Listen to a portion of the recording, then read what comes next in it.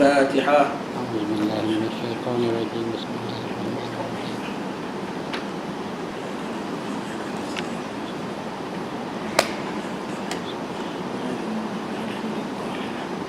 الحمد لله رب العالمين وبه نستعين على أمور الدنيا والدين وصلى الله وسلم على سيدنا محمد وعلى آله وصحبه أجمعين. Assalamualaikum warahmatullahi wabarakatuh. Alhamdulillah, bersyukur kepada Allah Ta'ala. Selamat kita berjumpa pada pagi ini bagi kita sama-sama membincangkan kitab soal jawab kemusykilan agama yang disusun oleh almarhum guru saya Al-Habib Abdullah bin Ahmad bin Ali bin Muhammad Al-Jufri, yang mana kita pilih kitab ini kerana ini adalah kemusykilan-kemusykilan yang sangat kita mengalami dalam kehidupan seharian kita, dan ini yang dihadapi oleh saudara-saudara kita yang mereka kemukakan kepada ustaz. Jadi kita tengok, kita pun dapatlah ilmu secara spontan atas benda-benda yang biasanya menjadi keperluan harian kita. Kadang kita belajar fikih, memang kita belajar fikih menyeluruh, tapi kadang-kala benda yang kita belajar kita tak tempuh pun. Kadang-kala benda yang kita hajatkan, yang kita ada muskilkan, belum sampai babnya. Jadi ni kiranya shortcut lah ni. Bukan shortcut apa, kiranya nak direct to the point. Yang biasa ditanya orang, yang biasa dimuskilkan orang, dihimpunkan dalam kitab ini, maka kita kongsi bersama. Kita punya sesi ni habis pukul berapa ya? 12 ya. Sampai soalan berapa kita bulan lepas? Soalan keempat dah baca ke? Sekarang keempat. Hukum menggunakan alat-alat fotografi yang mengandungi gelatin. Soalan: sudah lama saya ceburkan diri dalam bidang fotografi. Baru-baru ini saya menerima maklumat dari kawan baik saya bahawa untuk membuat alat-alat fotografi seperti filem, slide dan penapis, ia memerlukan bahan campuran yang dikenali sebagai gelatin. Mengikut satu laporan, gelatin itu diperbuat daripada pelbagai sumber.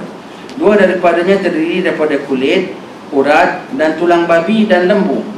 Apakah hukumnya kita menggunakan alat-alat fotografi yang mengandungi bahan-bahan campuran gelatin, sedangkan hendak mencari gantinya adalah satu yang mustahil? Yang bertanya Herman Suliano, Bukit Merah View, Singapura. Kita dalam agama ni belajar yang gurunya menyampaikan ilmu adalah ilmu manfaat, dan bukan hanya itu saja, soalan pun boleh jadi soalan manfaat. Kenapa? Dengan dia punya soalan, ustaz jawab. Dengan ustaz jawab, kita dapat ilmu. Jadi soalan dia tu soalan yang mendorong kepada kemanfaatan ilmu. Sebagaimana para sahabat Rasulullah sallallahu alaihi wasallam, mereka suka kalau majlis-majlis Nabi ini didatangi oleh orang-orang Arabi, orang-orang Arab Badui. Sebab orang Badui ni dia tak ada segan-segan nak tanya. Direct dia kalau tanya Rasulullah. Kadang benda-benda yang para sahabat tak berani nak tanya pun Badui tanya.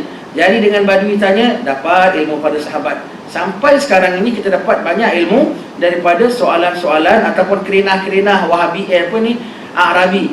Orang-orang Arabi, orang-orang Arab Badui depan Rasulullah sallallahu alaihi wasallam. Di antaranya hukum dia buang air kecil dalam masjid. Kalau sahabat lain nak pukul, tapi dapat ilmu macam-macam, dapat keluar hukum macam-macam daripada perbuatan dia itu. Dan ini soalan daripada saudara kita. Dia involve dalam fotografi, tapi filem-filemnya itu biasanya dia buat daripada bahan-bahan. Filem tu dia keping-keping itu mesti ada bancuhan daripada gelatin. Macam setengah-setengah agar-agar jelly pun ada gelatin. Jadi filem pun ada bahan campuran dengan gelatin yang daripada bahan-bahan hayawan. Mungkin daripada babi ataupun daripada lembu, dia bilang lembu. Jadi kita kalau nak soal, yang menjawab soalan itu bergantung apa soalan kita. Kalau dia tanya, mesti kena jelaskan betul-betul. Jadi kita jawab according to apa maklumat yang kita diberi. Jadi kalau soalannya kau tak soal betul-betul, maka kita jawab according to maklumat yang kita terima. Kau tak boleh applykan soalan ini pada kes lain. Jadi apa yang kau tanya, itu yang kita jawab, dan kau tak boleh applykan pada kes-kes lain. Jadi ini ditanya begini, nanti kita lihat cara jawabnya Ustaz Sain Abdul Al-Jufri ni. Jawapan, kalau kita agaknya apa kita jawab? Sudah, tinggalkan, jangan cari benda lain umpamanya. Tak elok kalau kita. Tapi yang nama ustaz ialah menghuraikan kemusykilan agama. Yang nama ustaz, jangan kau pula buat muskil orang dalam agama. Jadi jangan sampai kau punya jawapan, kau punya fatwa tu membuat orang makin sempit, trap, tak tahu nak bikin, tinggal. Tak, solve masalah. Jadi orang dapat apa? Dapat ilmu, dapat keluar daripada segala permasalahan ini. Jawapan, tidak mengapa anda menggunakan alat-alat tersebut. Tak mengapa. Ada daripada bahan babi, ada pun daripada bahan bangkai umpamanya. Tak mengapa, kerana itu dah memang kerja kau. Apa nak buat? Suruh cari kerja lain. Itulah kemahiran dia ada. Dan kerjanya bukan kerja haram, kerjanya kerja harus ambil gambar orang, ada gambar orang. Tidak mengapa gunakan alat tersebut. Kalau anda yakin benda-benda itu mengandungi bahan-bahan najis seperti yang anda katakan itu, kalau anda yakin. Kalau anda tak yakin, mungkin ada kata orang, maka tak ada hukum. Kecuali yakin najis baru wajib cuci. Kalau tak ada yakin, maka tak ada hukum. Jadi dia bilang ni, dia tanya sama ahli dan dia mendapat maklumat mengikut satu laporan pulanya. Bermakna laporan tu apa? Kenyataan, orang ada buat research. Bermakna betul lah ni. Tetapi kalau anda tak yakin, maka buang kes. Jadi ini ditegaskan, kalau anda yakin, confirm ya, maknanya confirm ada bahan najis di situ, baru ini hukumnya. Kalau tak confirm, maka soalan ini tak payah dijawab, iaitu apa? Tak ada masalah langsung. Confirm, yakin. Kalau anda yakin benda-benda itu ada mengandungi bahan-bahan najis seperti yang anda katakan itu, cukuplah dengan anda membasuhkan tangan anda setelah menyentuhnya. Itu pun kalau tangan anda basah atau benda-benda itu basah. Kalau sama-sama kering, tidaklah wajib membasuhnya. Dah, senang aja. Tak bilang jangan pakai, ini ada najis, cari benda lain, apa susah-susah. Oh, tak ada, pakai boleh. Pakai, tak ada masalah. Kalau kau yakin ada najis, baru sekarang aku kasih tahu bagaimana cara penyelesaiannya. Kalau tak ada najis, kau tak yakin, cakap mungkin dengar cakap orang itu gini, tak ada kes, buang kes. Hukum fikir kita. Yakin, okey, sekarang ni hukumnya. Hukumnya apa? Kalau basah tangan anda, lepas tu cuci tangan saja. Kalau basah tangan anda kering, benda itu basah, maka cuci tangan juga. Bermakna bertemu basah dengan satu najis, maka hukumnya berpindah. Tapi kalau tangan anda kering, benda itu kering, umpamanya macam mana? Kadang-kadang filem kan dia orang nak cuci gambar dulu kan, betul-betul dicuci. Jadi pakai ada airnya gitu dalam talamnya.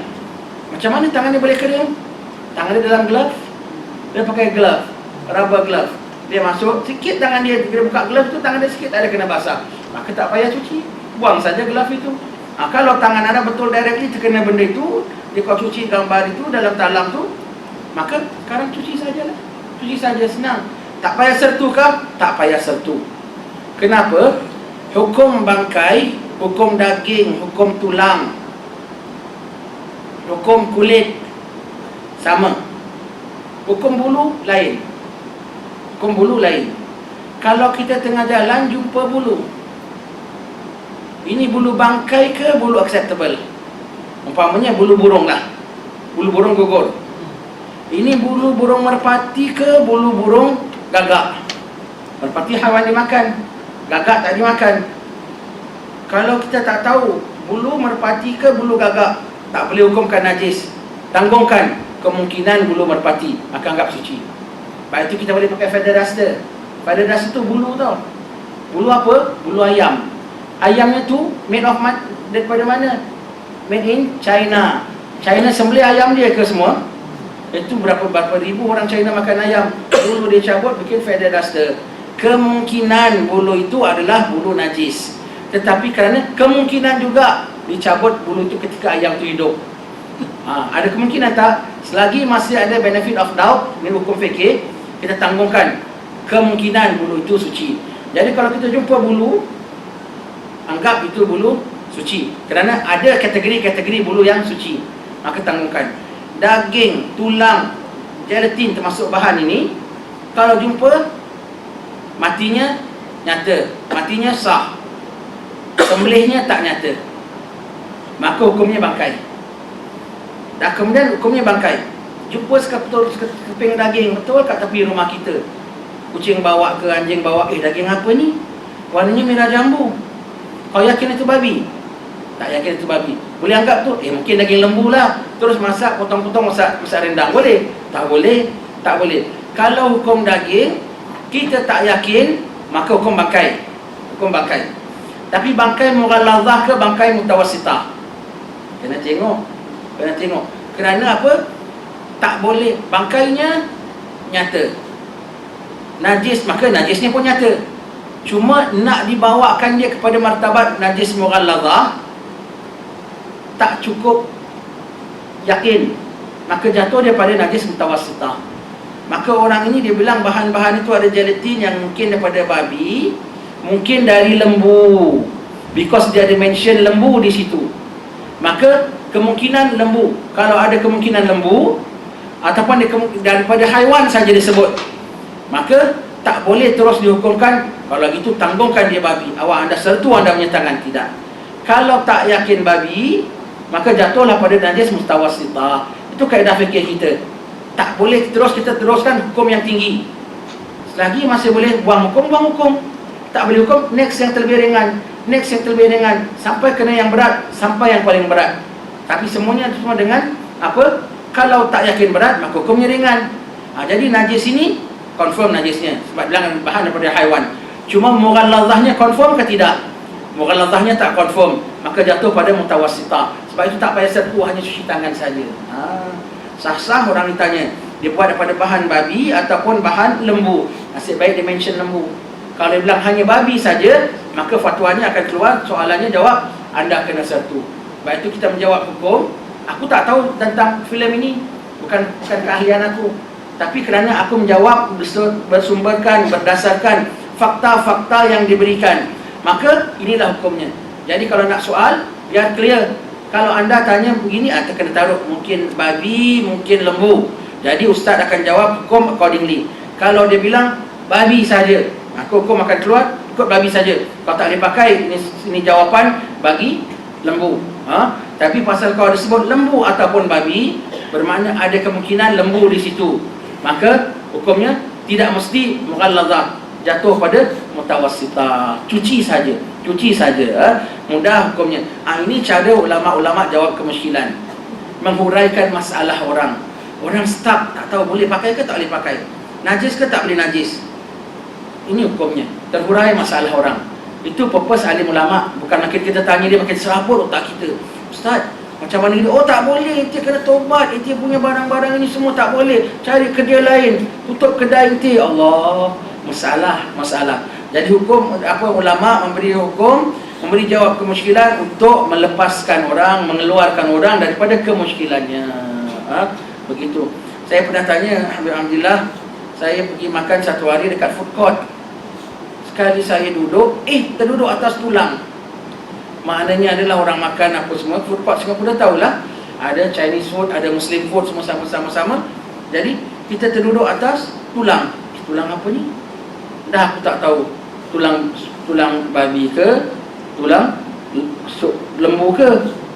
Kalau lembu daripada kedai Muslim ke, kedai non-Muslim ke? Dah kita risau. Tanya ustaz, anak biasa terduduk gini, cuci saja, tak ada masalah. Tak ada.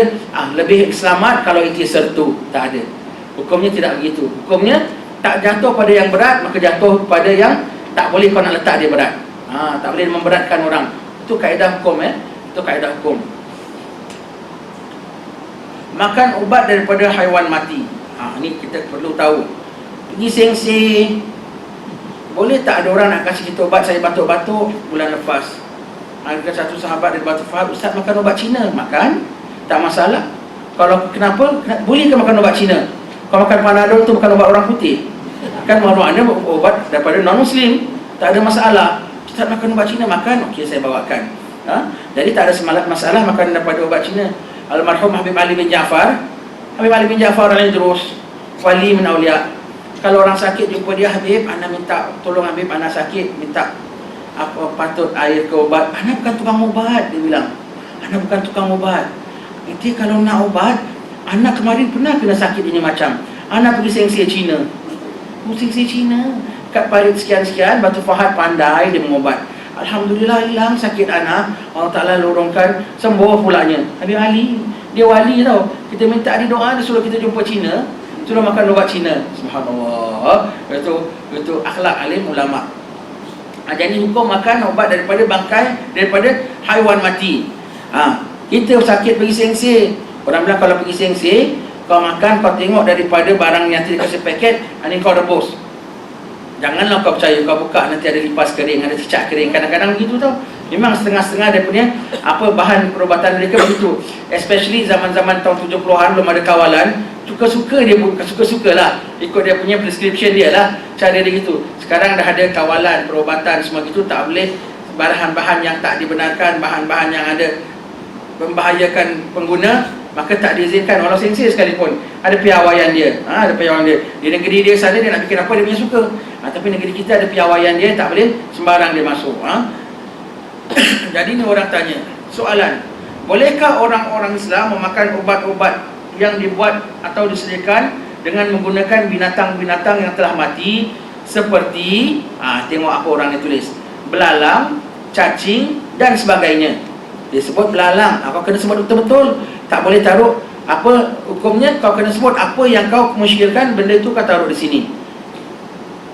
Yang bertanya, Muhammad Isa bin Johar, Bedok North, Singapura, Bedok North Street 3. Ni semua kita orang Singapura punya adres semua ni. Tak ada keluar Ampang, tak ada keluar apa, itu Kajang, tak ada keluar Shah Alam. Semuanya Singapura punya alamat.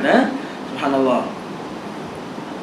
Jawapan, memakan ubat-ubat yang dibuat daripada binatang.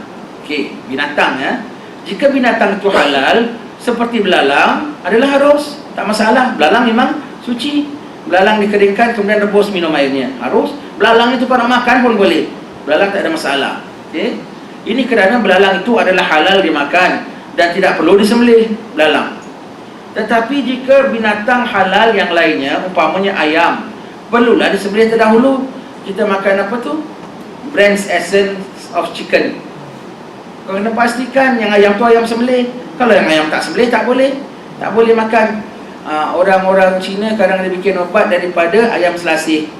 Ayam selasih tu yang kulit hitam, bulu dia putih. Dia macam selasih lah, luarnya putih, dalam hitam, kecil-kecil. Diorang rebus, yang ada setengahnya dikeringkan. Dikeringkan ayam selasih tu. Kalau ayam selasih itu disembelih, tak ada masalah. Dikeringkan ke, dikukus ke, dia rebus ke, dikisar ke, tak ada masalah. Tapi kalau ayam selasih itu tak disembelih, tak boleh lah. Kena pastikan penyembelihannya hukum sama. Ubat ke apa, kira hukum makanan. Adapun binatang yang haram dimakan, tidak boleh digunakan atau dimakan sebagai ubat, melainkan jika sudah sampai kepada keadaan darurat, jika tidak ada ubat lain yang boleh digunakan. Jadi kalau tentang barang haiwan-haiwan yang memang haram dimakan, cacing, kadang-kadang cicak, sengsi, dia ada rebus, kasih makan, maka tak boleh makan. Boleh tak makan kalau memang tak ada ubat lain. Kalau sampai kadar darurat, babi kau makan pun boleh. Kalau sampai kadar darurat, makan babi, makan daging khinzir pun boleh. Ini kan pula untuk perubatan. Darurat tu apa? Darurat berbeza keadaannya antara seorang dengan seorang lain. Bagi aku darurat, bagi kau belum lagi. Bagi kau sangat darurat, bagi aku tidak darurat. Maka kadang-kadang halal bagi aku, tak halal bagimu. Kadang haram bagi kau, tapi halal bagiku. Maka darurat itu berbeza keadaan antara satu sama yang lain. Darurat ini apa maksud darurat? Yang kalau sampai kau tak gunakan obat ini, boleh bawa maut. Ataupun sakit kau membuat berat sehingga kau tak boleh nak berkeadaan seperti biasa lagi.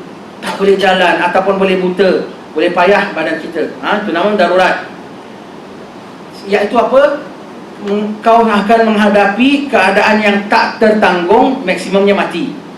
Ataupun tak tanggung sebab apa? Buta, ataupun kaki tak boleh jalan umpamanya, yang tak tertanggung. Sehingga kau maksud darurat ialah kalau kau tak gunakan barang ini, kau akan menghadapi kepayahan yang tak tertanggung. Satu. Kemudian confirm ke? Siapa yang confirm kau tak tertanggung? Doktor yang pakar. Bukan hanya kawan kau bilang, kau tak minum air rebus cicak, kau tak boleh sihat tau. Dia pakar ke? Dia bukan pakar. Dikonfirmkan oleh doktor yang pakar. Doktor pakar. Mungkin Islam, mungkin bukan Islam.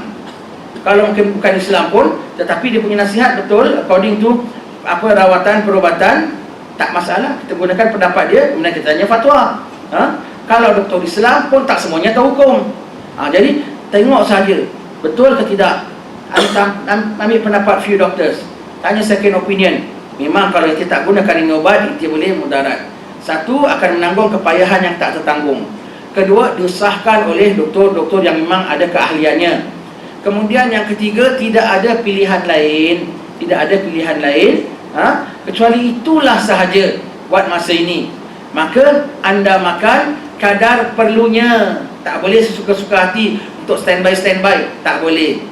Sebagai tonik, suplemen, tak boleh. Dan yang nama obat, tunggu sampai baik. Dah baik, jangan makan lagi, jangan teruskan. Itu saja. Jadi sampai hukum darurat baru boleh, tak darurat tak boleh. Jadi begini, jadi hukumnya kalau yang selain daripada itu boleh. Ayam yang disembelih boleh, ikan haruan boleh, belalang boleh, ayam tak disembelih tak boleh. Makanan lain seperti cicak, seperti serangga-serangga lain, semuanya tak boleh buat ubat. Tak boleh buat ubat kecuali darurat dan disahkan oleh setengah-setengah doktor yang memang ada keahlian dan kepakaran dalam bidang itu. Walau dia Muslim, walau dia tak Muslim. Kalau dia Muslim terlebih afdal. Kalau dia tak Muslim pun kita gunakan kepakaran dia. Kemudian dari kepakaran dia kita kena konfirmkan dengan fatwa, minta pendapat akan alim ulama. Apa tadi saya nak cakap tentang perkara ini? Binatang yang halal.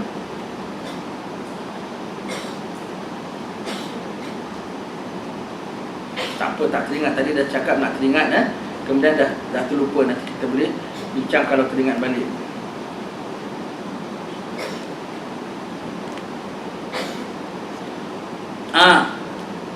Saya teringat satu fatwa yang dikeluarkan oleh Mufti Perak. Sekarang dah kurang. 4-5 tahun dulu banyak orang pakai. Hatta laki-laki, gelang magnet. Gelang magnet. Ada ustaz-ustaz pun pakai. Tak boleh sembarang tu. Ini gelang magnet bagus.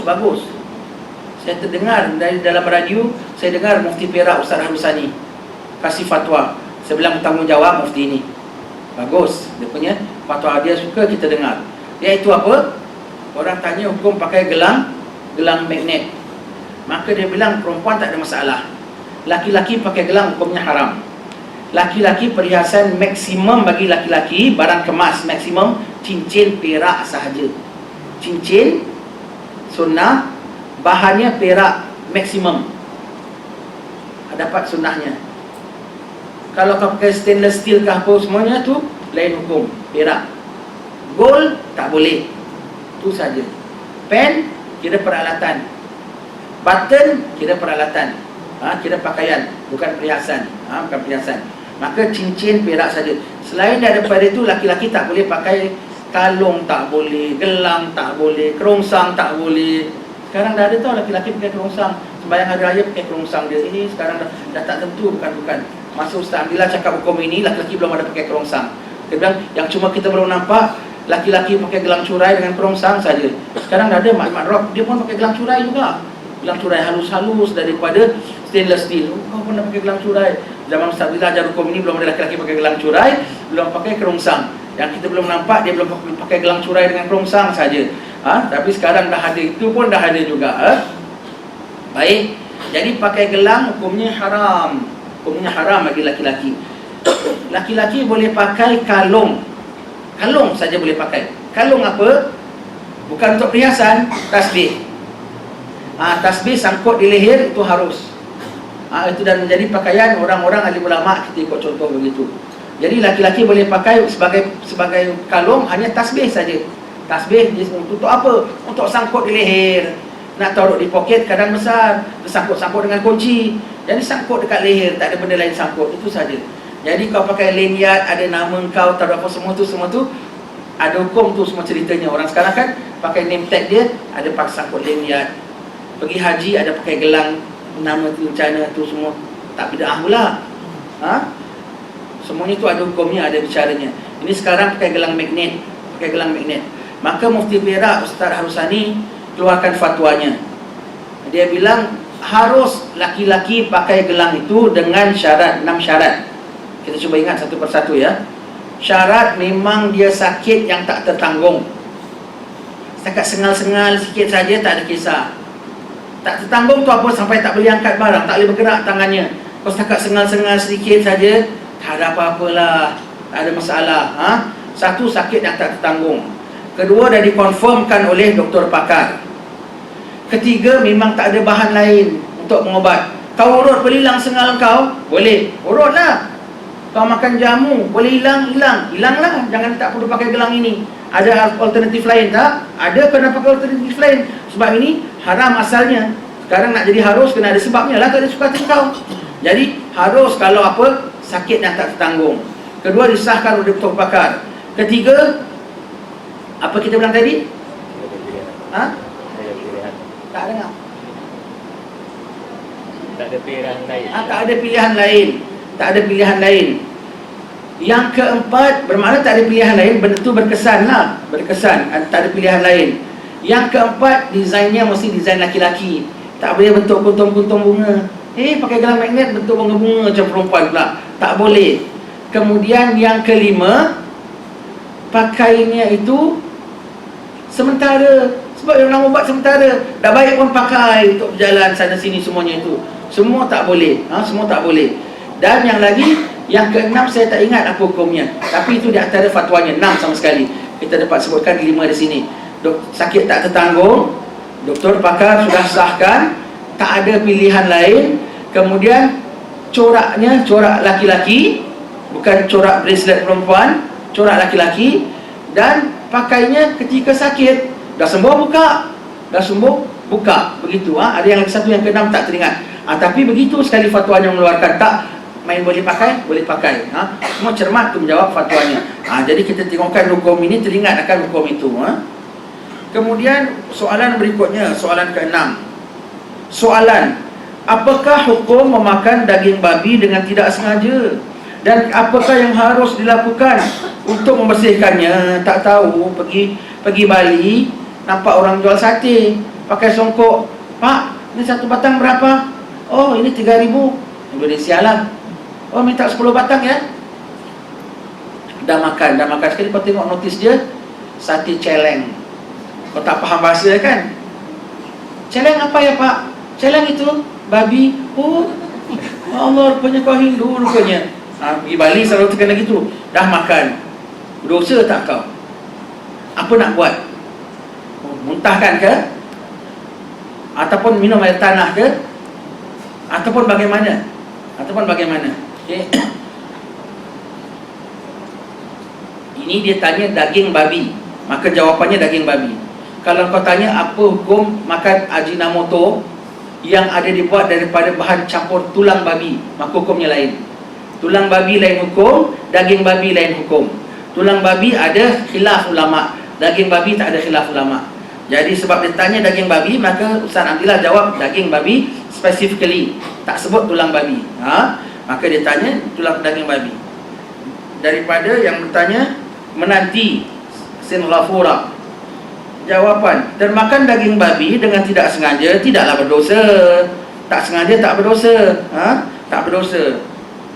Hanya anda wajib mencuci mulut anda dan mana-mana anggota lahir yang terkena najis itu menurut peraturan mencuci najis berat. Adapun bahagian anggota dalam seperti perut dan sebagainya, tidaklah ada hukum mesti dicuci. Okay? Senang saja jawapannya. Tak berdosa lah pasal kau termakan daging babi. Termakan, maka tak berdosa. Kemudian cuci, iaitu sertu. Perkataan sertu ni kena betul-betul faham lah. Orang sebut samak. Samak completely different thing. Sertu completely different thing. Samak bukan daging babi. Samak tu kulit haiwan, baik haiwan kambing sembelih ke, haiwan bangkai ke, buaya ke, kulit ular ke. Samak tu bermakna kau nak transform dia daripada skin kepada material. Skin dia boleh decompose, boleh rosak, boleh mati. Kemudian kau cuci pakai tawas ke, asid ke, tahi merpati ke, untuk hilangkan sepada lemak dia. Jadi lembut, dia pakai boleh bawa beg tangan, boleh pakai, boleh buat belt, semua itu. Dan apabila sudah jadi lembut, dia bertukar hukum daripada kulit bangkai kepada material, boleh pakai. Itu sama namanya. Sertu ialah apa? Mencuci lantaran terkena najis mughallazah, babi ataupun anjing, itu namanya sertu. Dan sertu cucinya 7 kali. Yang pertama dengan air bercampur dengan tanah. Air bercampur dengan tanah. Air bercampur dengan tanah. Berapa banyak tanahnya? Berapa banyak airnya? Separuh-separuh kah? Asalkan air bercampur dengan tanah, kau pandang air tanah, paling tidak warnanya macam teh tarik, macam Ovaltine, macam Nescafe. Kalau ada air 1 baldi, saya masukkan tanah 1 sudu, memadai tak agaknya? Masih belum nampak air tanah, masih quite jernih, belum disebut air tanah. Saya ada air 1 baldi, saya campur tanah 1 baldi umpamanya, kat dalam tempayan lah, saya bancuh. Air tanah itu namanya, itu lumpur namanya. Maka bukan air, maka tak boleh pakai. Air tanah dia masih air tapi bertanah. Begitu. Jadi cuci 7 kali, 6 kali air putih, 1 kali air campur tanah. Dan air tanah boleh jadi first one, second one, third one, fourth one, fifth one, sixth one, seventh one pun boleh. Yang pertama, yang kedua boleh. Afdalnya yang pertama. Kerana apa? Yang kedua, yang ketiga membersihkan bekas tanahnya. Dan mughallazahnya terangkat apabila dah kena tanahnya, begitu. Jadi cuci mana? Cuci mulut, cuci tangan, bahagian dalam. Dalam tu apa? Perut. Tak payah kau minum air tanah. Yang dibilang mulut tu mana? Termasuk kena kumur-kumur dengan tanah. Kena kumur-kumur dengan tanah tak ada masalah. Tanah bukannya kotor. Tanah makan pun tak mudarat. Kita pun asal daripada tanah. Maka ambil air tanah yang bersih, gargle. Kemudian kedua, ketiga, sampai ke-7, begitu. Jadi maksud mulut itu, mulut ini ada 2 hukum. Mulut ada 2 hukum. Pada bab najis, pada bab puasa, mulut, lidah, langit-langit, gigi, gusi, semua hukum anggota luar. Hukum anggota luar. Yang mana kalau bulan puasa kau kemam goli sebiji, tak batal puasa kau. Kenapa? Dia anggota luar. Dalamnya mana? Huruf ha ke bawah. Okey. Jadi yang di luar ni semua kira anggota luar. Bermakna kalau ini dikira anggota dalam, orang berpuasa tak boleh pakai gigi palsu. Batal puasa kau. Semua nampak orang ni pakai gigi palsu. Bulan puasa buat semua kena cabut gigi palsu dia. Jadi ini mulut kira anggota luar. Dalam hukum puasa dia hukum anggota luar. Dalam mencuci najis, dia kira hukum anggota luar. Maknanya boleh dicuci, wajib dicuci, tercapai kalau nak dicuci, kerana dia anggota luar. Dalam bab wuduk, dia kira anggota dalam. Cuci muka, kumur-kumur sunat saja. Dalam bab wuduk, mulut, ini semua kira anggota dalam. Maka luar, apa yang di luar bibir. Bab wuduk, bab mandi, dia kira anggota luar. Dalam, bibir, ini anggota dalam. Dalam bab wuduk, dia kira anggota dalam. Dalam bab cuci najis, dalam bab puasa, dia kira anggota luar. Maka anggota dalam tak perlu dicuci, anggota luar masih wajib dicuci. Jadi dalam bab cuci najis, ini kira anggota luar. Maka sebab itu wajib dicuci. Jadi bilang cuci mulut, kena faham. Cuci mulut maksud di sini ialah apa? Yang kau kena gargle. Sampai kena gargle. Bukan hanya setakat di luar saja. Ambil air tanah, bancuh, gargle. Lepas bilas dengan air putih 6 kali. Tak ada masalah. Tak ada masalah. Begitu. Jadi tak perlu muntahkan. Perlu muntahkan tak? Tak perlu muntahkan. Kalau dia jadi darah daging, mohon pada Allah Ta'ala lindung jangan dia jadi darah daging. Kenapa tak perlu muntahkan? Makin kau muntahkan, makin muntah najiskan mulut kau sekali lagi. Dia dah kat dalam, kau dikeluarkan balik. Dia kat dalam, dia tersimpan, dia proses, nanti dia keluar lain. Maka jangan muntahkan. Kenapa? Kalau tak perlu muntahkan, jangan muntahkan. Kerana kau memuntah najiskan mulut kau sekali lagi. Nanti kau tertelan sedikit pada muntah kau termakan lagi balik semula. Jadi kes tu tak habis-habis. Dan sayugia apabila termakan daging babi, jangan immediately, alamak termakan daging babi lah, order mie goreng pula. Order lain pula, lepas komo-komo, order mie goreng, order laksa.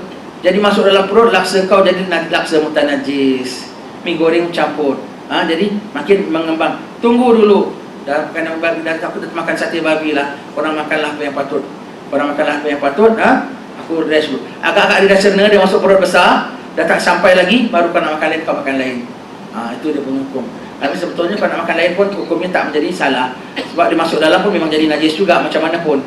Cuma nak mengelakkan daripada memperbanyakkan dia lagi. Kalau boleh tunggu reda sikit. Baru gitu. Saya ada baca orang kasih WhatsApp minggu lepas, kata di setengah tempat di KL orang Indonesia jual rendang babi.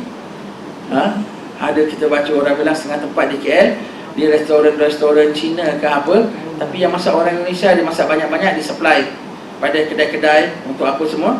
Hatta orang Islam pun ada yang jual apa, nasi lemak, ada rendang, ada rendang babi. Kita baca, oh ya Allah, zaman sekarang zaman peternak, na'udzubillah min dzalik. Daging babi tak boleh makan. Daging babi itu kita sebut panjang lebar tentang huraian tentang daging babi. Di kampung-kampung kalau banyak babi hutan, kadang orang Melayu pergi buru. Orang Melayu pergi buru, Cina ikut. Kau tembak. Lepas itu tak boleh ambil duit pada Cina. Cina ambil daging babi, ambil lah, sudah. Dia ambil sebagai niat apa? Dispose, buang. Sebagai tukang sampah saja. Tak boleh diambil, tak boleh bayar. Dia nak ambil, bayar boleh. Bayar 50 sen, tak boleh. 50 sen, 5 sen pun tak boleh. Haram. Kenapa? Jual daging babi hukumnya. Tak boleh, tak boleh. Orang kita daging babi bukan main punya takut. Haram. Makan rasuah tak takut, haram juga. Makan rasuah tak kurang dahsyatnya daripada daging babi. Makan rasuah, gelapkan duit orang, pecah amanah, haram. Sama haram tu, sama haram. Lebih dahsyat daripada makan daging babi. Makan daging babi. Kerja curi tulang. Ini WhatsApp, selalu kita dapat WhatsApp bila tahu? Working hours, weekdays working hours. Banyak WhatsApp dalam grup. Lepas satu dia cakap, dia balas, dia jawab. Nanti dia hi, ha, macam-macam dalam WhatsApp. Semua working hours. Weekend tak ada pula WhatsApp. Kau punya kerja waktu, kau pandai pakai WhatsApp. Kau punya free time, kau tak nak WhatsApp. Haram. Haram apa? Waktu kerja kau. Sekali dua kali tanya khabar, ada keperluan, tak apa. Kalau sampai berjela-jela, dibalas, dijawab, dibalas. Sekali buka, 32 message. Daripada satu saja rupanya. Dia jawab, dibalas, dijawab. Semua tu haram. Dosa. Dosa makan waktu kerja. Satu minit kau curi tulang, kira berapa persen daripada gaji kau terima, itu haram. Semuanya tu. Mau jaga-jaga perkara-perkara haram. Makan perkara haram adalah seperti menelan bara api. Ada satu riwayat, datang dalam kapal, tukang masak nak masak, tiba-tiba api tak ada, padam api. Atas kapal ni, kapal zaman dulu lah, tak ada api, macam mana nak masak? Takkan nak serve daging mentah, macam mana? Bingung tukang masak tanya sama nakhoda kapal semua. Tak apa, ini kegunaan orang alim tau. Orang alim ni, especially kalau wali-wali, they can solve whatever masalah. Pasal Allah Ta'ala nak bilang, wa may yattaqillaha yaj'al lahu makhraja. Siapa yang bertakwa kepada Allah, Allah Ta'ala kasih dia jalan keluar. Maka orang ni tak ada jalan keluar, jangan cari orang yang bertakwa. Dia boleh tunjukkan jalan keluar. Ada jalan keluar, tumpang dia menjalan keluar. Maka jumpa orang alim, apa kena mana tak ada api, tanya sama orang alim. Maka ni orang alim bilang, tak apa, kumpulkan orang semua di dek kapal. Kemudian ni orang alim tanya, minta maaf tuan-tuan sekalian, ada di antara tuan-tuan sekalian kerja penjaga anak yatim? Ada satu orang. Bagus, minta yang lain semua minta bubar. Tak apa, yang ini kita ni nak minta tolong. Dia bilang, tapi saya mau tanya tuan, sementara tuan selama ini jaga anak yatim, pernah tak tuan termakan harta anak yatim? Tak ada lah ustaz, tak ada makan. Tercampur ke, orang kasih sumbangan termasuk ke? Tu adalah juga sikit-sikit. Maknanya ada. Dia tak nak ngaku tegak-tegak, tapi maknanya ada. Okey, sekarang cukuplah. Informasi itu sudah cukup. Cuma kami nak minta tolong sekarang ni, tak ada api dalam kapal. Kami minta tolong, ambilkan sumbu. Tuan tolong blow. Keluar api. Keluar api. Ini api sudah nyala. Kau pergi masak. Kau tobat dosa kau. Kau makan harta anak yatim adalah ketulan api neraka dah membara dalam perut kau. Kau pergi tobat sekarang daripada dosa kau. Subhanallah. Jadi mau test, ambil sumbu balik rumah. Kau blow, tengok ada ke tidak. Kalau tak blow, susah. Kalau nak test kita masih boleh dibakar api neraka ke tidak, tengok tau. Kalau kau blow keluar api tu memang susah lah. Tapi apabila sekali-sekala kita terkena benda panas, tersentuh periuk panas ke, tersiram minyak panas ke, terlecur daripada air panas ke, obatnya first thing apa? Istighfar. Bermakna selagi api dunia masih boleh jamah kita, apatah lagi api akhirat. Api dunia is not that hot, tau. Sekecil-kecil api neraka 70 kali lebih panas temperature dia daripada the hottest temperature api kat dunia. Hottest temperature api dunia apa? Api volcano mungkin, api welding mungkin. Itu sampai besi pun boleh cair. 70 times of that temperature. Api, kalau dah api yang 70 times lesser, boleh bakar kau ikan pula yang lebih. Jadi apabila terkena panas tu, astagfirullah, memang confirm ketika tu kau masih boleh apa? Di jamah api neraka. Istighfar, tobat, istighfar, tobat, istighfar, tobat, hilang bisanya. Baru apply ubat.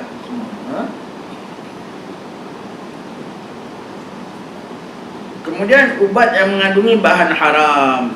Banyak. Dulu banyak orang makan ubat-ubat daripada barang yang haram. Panjang lebar alhamdulillah jawab. Termakan ubat daripada bahan yang haram. Dulu tak tahu di sini. Dulu di setengah tempat anak-anak orang kaya biasa bergaul dengan nyonya-nyonya baba apa semua ni, biasa bergaul. Jadi kalau bersalin, urut pun urut, pilis pun pilis, jamu pun jamu. Tapi asal sebelum maghrib mesti minum apa? Dom. Dom tu bia, arak. Satu cawan kecil saja buat panas badan, biar lekas sembuh. Arak tu, kau beranak minum arak, astagfirullah. Itu menjadi kebiasaan tu anak-anak orang kaya zaman dahulu, 1950s, 1960s. Ulama basmi, anggap obat. Kau anggap apa pun, kalau haram tetap haram. Maka minum dom, seteguk, setawan kecil aja, macam cawan obat batuk tu kan, macam tonik, minum. Minum dom. Jadi itu menjadi kebiasaan setengah-setengah anak-anak orang kaya, yang kalau bersalin minum dom, ikut style nyonya-nyonya punya style, nyonya-nyonya kaya punya style. Soalan, seorang sahabat saya mengidap sejenis penyakit yang agak teruk. Doktor memberinya obat yang mengandungi bahan-bahan yang haram dimakan. Apa hukum memakan obat-obat yang mengandungi benda haram? Yang bertanya Muslimah Neo apa Changi Road, Singapura. Tengok soalannya ya. Mengandungi obat-obat yang mengandungi benda-benda haram. Dia tak taruh obat yang ada alkohol. Kalau taruh alkohol, lain hukum. Kau tak boleh applykan ini pada alkohol. Dia tak ada mention alkohol. Alkohol lain hukum, tak boleh masuk dalam bab ini. Alkohol lain hukum. Dan ini adalah benda-benda haram yang confirm haramnya. Alkohol masih banyak khilaf ulama. Dan alkohol kau kena tahu bahagian-bahagiannya. Ada alkohol yang tidak haram, ada alkohol yang haram. Semua arak alkoholik, but not all alkohol arak. Semua arak ada alkohol, tapi tidak semua alkohol hukum arak. Semua arak adalah pada peram. Daripada beras diperam jadi bir, jadi tuak. Daripada bali jadi bir, daripada beras jadi tuak, daripada anggur jadi wine. Semua itu arak, arak. Semua ada beralkohol. Tetapi tidak semua alkohol arak. Di antara alkohol yang tidak arak, tapai. Tapai itu daripada ubi kau peram, kan masam. Kan kadang-kadang macam berbuih sikit tu. Kau test ada alkohol, tak haram, kerana itu tapai. Tapai. Lagi orang nak buat gula Melaka, ada pakai nira apa semua tu, tak haram. Tosir, kita makan tosir tu, tosir dia punya bahan-bahan campuran tu kacang hitam, dia rendam, dia kisar. Kemudian di antara bahannya secawan nasi lah, dikisar dengan itu sekali, dimasukkan di bancuh. Besok dia berbuih, fermented. Berbuih tu daripada apa? Daripada nasi tu jadi dia punya ibu dia, jadi ragi dia. Kau test, ada alkohol. Tosir punya bancuan kau test, ada alkohol, tak haram, kerana itu bukan arak. Kerana itu bukan arak, jadi bahan masakan. Minyak wangi yang ada kandungi arak, ada kandungi alkohol, bukan dia dah bikin minyak wangi, dia taruh air bir satu cawan. Bukan. Dia punya cara buat minyak wangi dicampur dengan air anggur. ataupun bahan-bahan yang ada air anggur umpamanya, maka air anggur itu bypass the process of jadi arak. Dia tak jadi arak, terus dia jadi alkohol. Jadi dia mengalkoholkan minyak wangi itu. Maka minyak wangi ada alkohol, tidak, hukumnya haram. Kita baca kitab Sabilal Muhtadin, cara-cara membuat arak dan cara-cara membuat minyak wangi beralkohol. Maka kita tengok, kata Habib Abdullah Jufri bilang, tengok kita tak minum arak walau seteguk sekalipun, tapi kita belajar bab buat arak. Kenapa? Ada arak boleh cuka, ada arak boleh akan terus jadi arak, ada grape juice yang akan terus jadi grape juice, tak akan jadi cuka, tidak akan jadi arak. Semua kena belajar kategori. Dan ada alkohol yang dicampur pada bahan-bahan berbungaan, maka jadi minyak wangi beralkohol. Dia bilang orang yang minum arak berlori-lori tak belajar pun hukum arak. Kita belajar hukum arak, kita belajar hukum buat arak. Jadi sebab itu minyak wangi beralkohol sebetulnya itu tak ada masalah. Habib Ali bin Tahir Al-Haddad, rumahnya UD Cologne 4711, betul besar lagi. Habib-habib kaya-kaya ni kalau malam taruh kepala dia sejuk, ada alkohol tu, ada alkohol, tak ada masalah, dia pakai minyak tu. Jadi minyak wangi ada beralkohol. Apabila saya ajar bab ini, orang-orang suka. Kita ajar orang-orang office dekat Makkah Habib Nur, kan semua orang-orang office kan. Dulu orang pakai minyak wangi, apa tu namanya, Hermes, Polo, semua. Pasal dia jadi mat-mat masjid, dia tak pakai minyak wangi, pakai minyak atar aja. Tak ada syok lah. Bila kita bilang boleh pakai, dia pakai balik. Dia belikan saya satu botol. Selalu kita kata macam minyak wangi buat arak, asal bab itu aku mesti dapat minyak wangi satu botol. Kita bilang saya pakai minyak wangi Aramis, pakai minyak wangi Polo. Dia dengar, Ustaz pakai Polo, boleh Ustaz, boleh. Dia belikan kita Polo satu. Pasal dia happy dapat pakai, dia hadiahkan kita. Masya Allah. Itu hukumnya, itu hukumnya. Jadi yang buat foul, yang buat kacau ni orang jual minyak wangi. Pakailah minyak wangi kami tanpa alkohol, jangan was-was. Kita masih awal-awal tahun 70-an dengan iklan ni, kita panjat. Minyak wangi alkohol tak boleh, setahu kita boleh. Kau punya iklan tu samalah seperti kau bilang, makanlah sambal tumis kami, tak ada belacan, jangan bimbang. Orang kena, maknanya belacan tak boleh, kan? Jadi kau yang labelkan tak ada belacan, halal 100%. Orang akan bertanggapan, ada belacan tak boleh rupanya. Oh, sambal tumis ada belacan tak boleh. Minyak wangi ada alkohol tak boleh. Tu orang punya hukum. Jadi ini disebut tentang benda-benda haram, dia tak mention alkohol.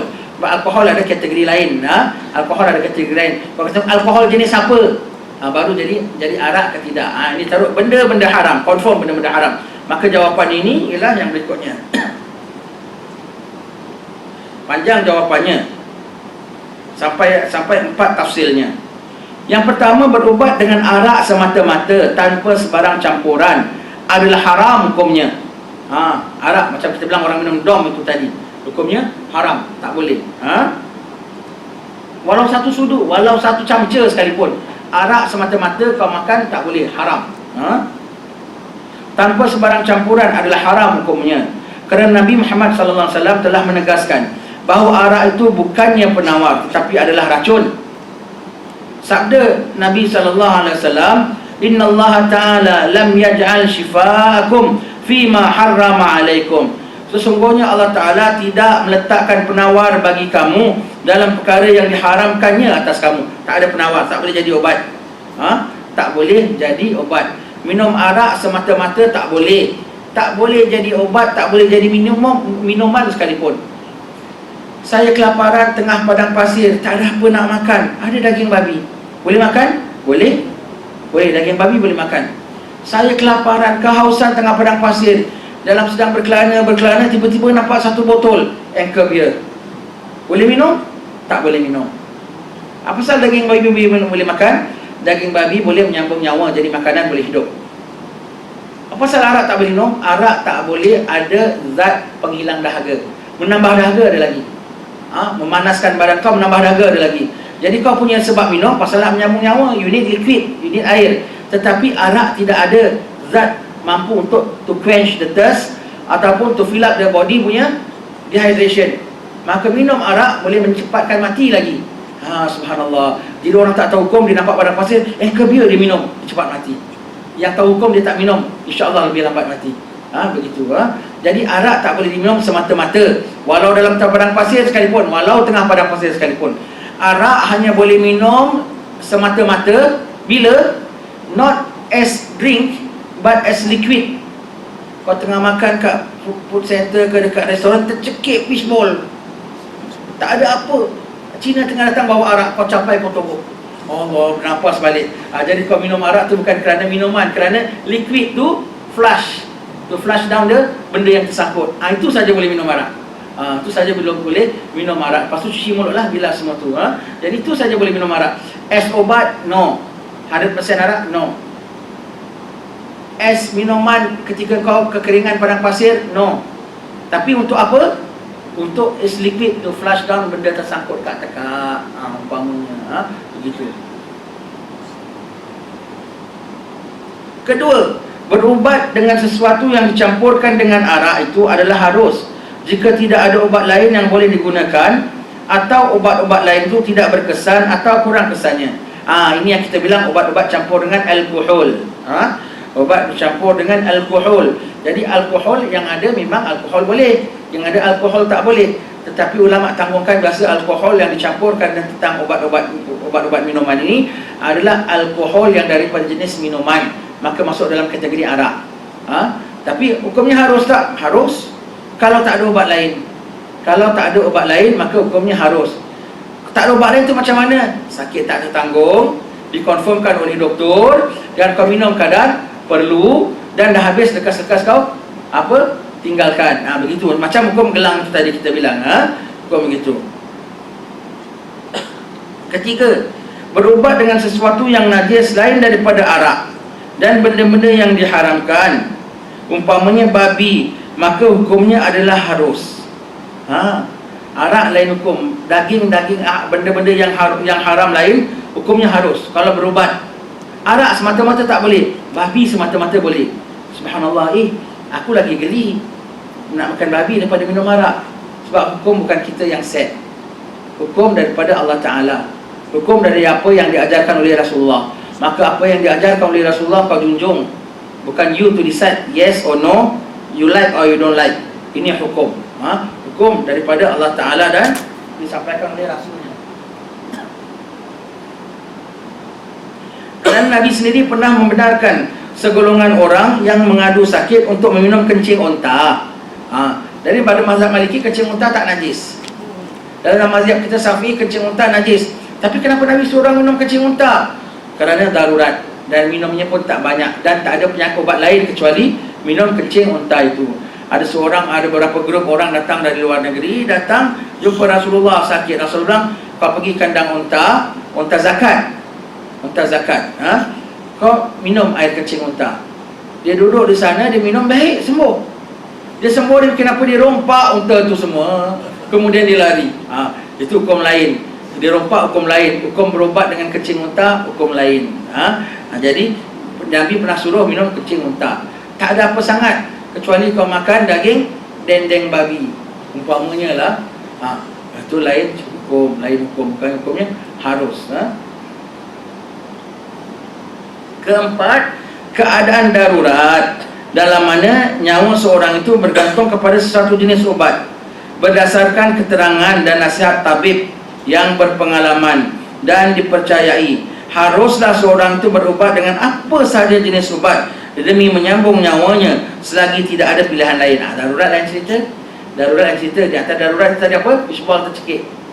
Tu semua hukum darurat. Dah tak boleh avoid lagi, kena minum arak atas nasihat doktor, maka kau kena bikinlah. Kalau dah darurat, itu lain masalah. Seperti orang jantung tersumbat, nak bikin bypass, urat tak cukup, kena tak boleh clear juganya, ballooning pun tak boleh clear, kena ganti urat, ambil urat dari betis. Urat betis pun dosa, umpamanya kencing manis, maka urat apa? Umpamanya lah pakai injap daripada babi, umpamanya. Sebab babi ni subhanallah, dia paling najis, tapi bahan dia paling sesuai dengan manusia. Setengah urat-urat dia, setengah sel-sel dia, sampai orang nak bikin botox tu, nak semai bahan botox tu, kena daripada babi punya bahan. Daripada babi punya bahan. Jadi orang pakai botox tu, kebanyakannya yang dia injek tu bahan babi, sebab tu najis. Muka babi lah tu namanya. Muka babi. Sebab tu Rasulullah akhir zaman, apabila banyak 15 perkara berlaku, nanti banyak termasuk perubahan muka, termasuk berubah muka seperti muka kera dan muka babi. Dia bilang muka kera belum aku nampak, macam kera aku dah nampak. Muka babi apa maksud Rasulullah? kadang Rasulullah cakap ni direct, kadang Rasulullah cakap ni abstract. Maka kita dengar ada satu doktor jelaskan kepada saya, orang bikin botox ni bahan semanyan untuk diinjekkan dalam tu, boleh sesuai dengan sel manusia, dipakai daripada babi punya bahan. Najis. Walau peluh babi, walau sel babi, walau apa babi, semuanya najis belaka. Najis belaka, tak boleh.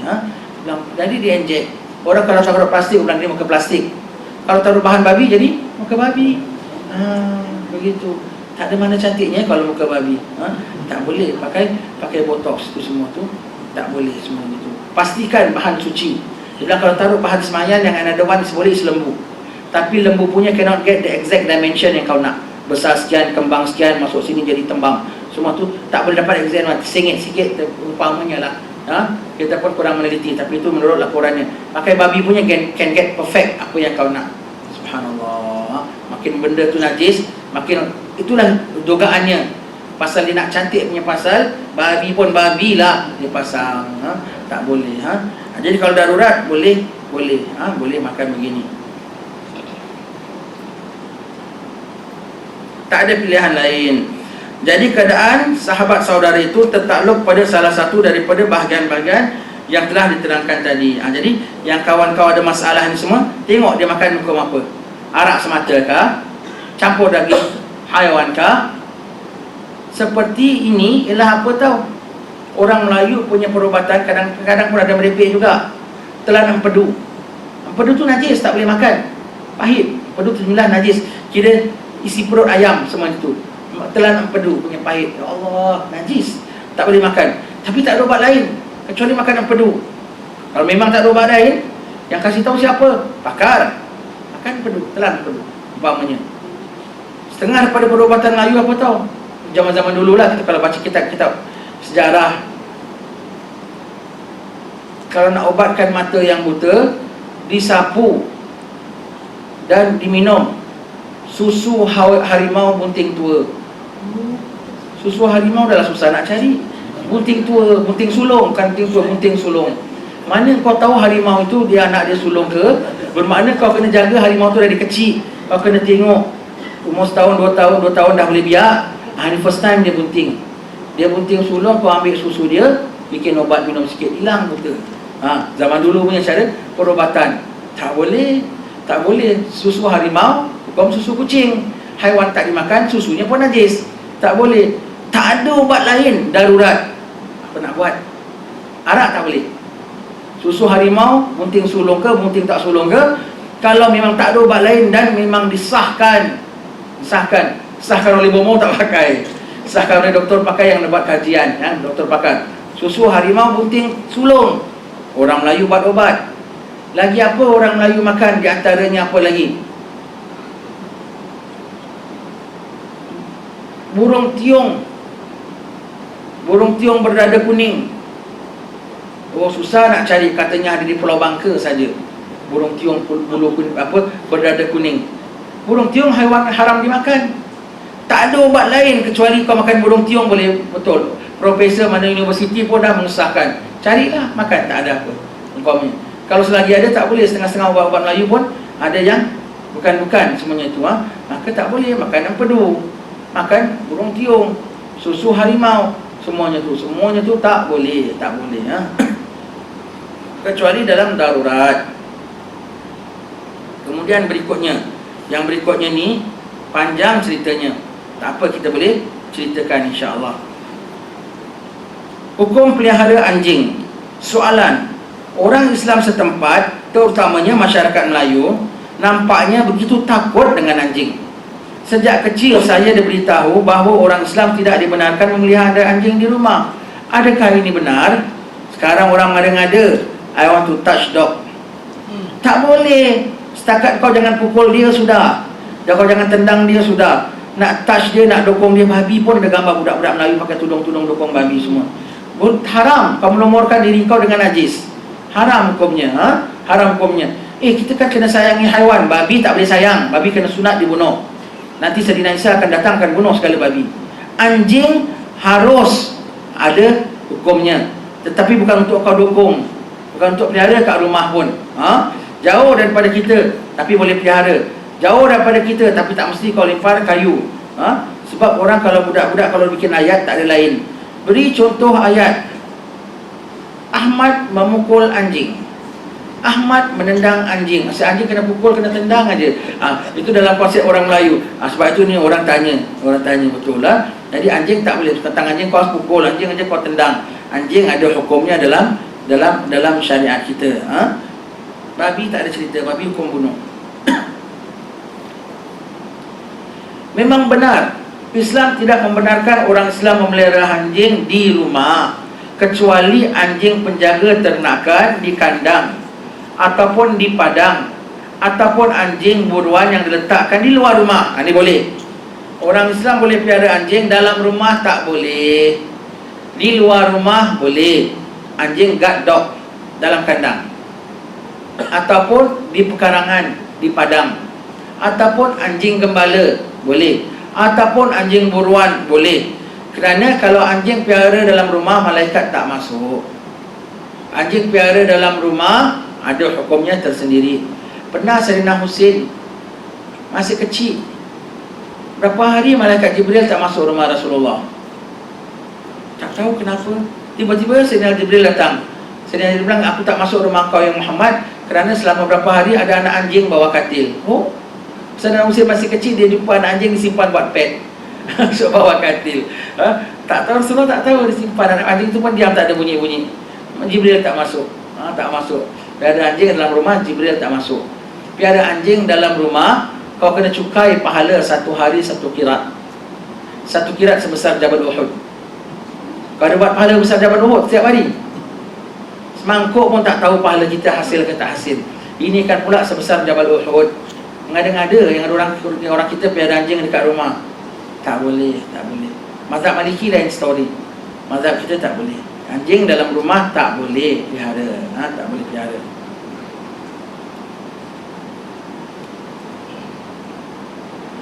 Adapun memelihara anjing semata-mata kerana menganggapnya sebagai satu perkara yang baik atau bermegah kerana meniru perbuatan orang bukan Islam adalah haram. Haram hukumnya. Nabi SAW pernah menegaskan dalam sebuah hadis riwayat Al-Bukhari, man iktana kalban illa kalba masyiatin aw dhariyan naqasa min amalihi kulla yawmin qiratan. Bukan satu kirat, dua kirat. Bermaksud, siapa yang memelihara anjing bukan penjaga ternakan dan bukan anjing buruan, kuranglah amalan kebajikannya setiap hari 2 kirat. Jadi menunjukkan haram di situ. Sampai kurang amalan bermakna kalau tak cukup kena top up dengan dosa. Jadi bermakna haram di situ pelihara anjing dalam rumah, hukumnya haram. Ramai orang kita sekarang mengada pelihara anjing dalam rumah. Tak boleh pelihara anjing luar rumah. Arwah moyang saya dulu pelihara anjing kat luar rumah di Muar sebagai guard dog. Sebagai apa? Kalau nak memburu, orang dulu pergi buru, bawa anjing, boleh pelihara anjing. Pelihara anjing. Sekarang setengah orang di Batu Pahat, Ustaz Mustafa tu pelihara anjing kat rumah dia. Dia ada pelihara rusa, jadi dia pelihara anjing malam untuk jaga rusa dia. Pelihara anjing. Siang hari menyalak-nyalak rumah Ustaz cara rumah Cina. Pasal mengungung anjing tu. Pasal apa? Anjing kat luar rumah dia. Dia anjing Ustaz, anak dia ada untuk jaga ternakan. Okeylah, tak ada masalah. Jadi rumah dia ada pelihara anjing Ustaz. Nanti kita panjang cerita tentang ulama pelihara anjing. Jadi polemik besar di tanah Melayu kita ini antara Mufti Terengganu dengan Mufti Johor. Ada cerita fatwanya. Nanti habis ni kita cerita. Siapa yang memelihara anjing bukan anjing penjaga ternakan dan bukan anjing buruan, kuranglah amalan kebajikannya setiap hari 2 kirat. 2 kirat. Perkataan kirat itu pernah digambarkan oleh baginda dalam hadis yang lain yang menerangkan pahala orang yang menyembahyangkan jenazah dan mengiringinya hingga ke kubur, maka bagi pahalanya 2 kirat. Siapa iring jenazah, 1 kirat. Siapa sembahyang mayat, 1 kirat. Jadi siapa sembahyang jenazah kemudian iring mayatnya pergi ke kubur, dapat pahala 2 kirat. Jadi kalau kau nak pelihara anjing kat rumah, hari-hari kau kena sembahyang jenazah atas jenazah pergi kubur, dapat pahalanya. Tapi kau kena confirmkan sembahyang kau sah. Kalau sembahyang kau tak sah, tak dapat 2 kirat. Tak dapat 2 kirat, kau nak bayar kau kena hutang lah. Kena hutang. Jadi nak pelihara anjing boleh hari-hari tunggu dekat tanah kubur, sembahyang kubur dan tolong hadir jenazah. Lepas tu kau baliklah jaga anjing kau kat rumah, boleh. Untuk bayar cukai dia. Cukai anjing mahal. Satu hari 2 kirat rupanya, cukai anjing. 1 kirat seperti Jabal Uhud. Dengan itu hanya nyatalah amal kebajikan orang yang meliharanya itu banyak berkurangan, menunjukkan haram hukumnya anjing. Di sana pernah ada hukum di Singapura.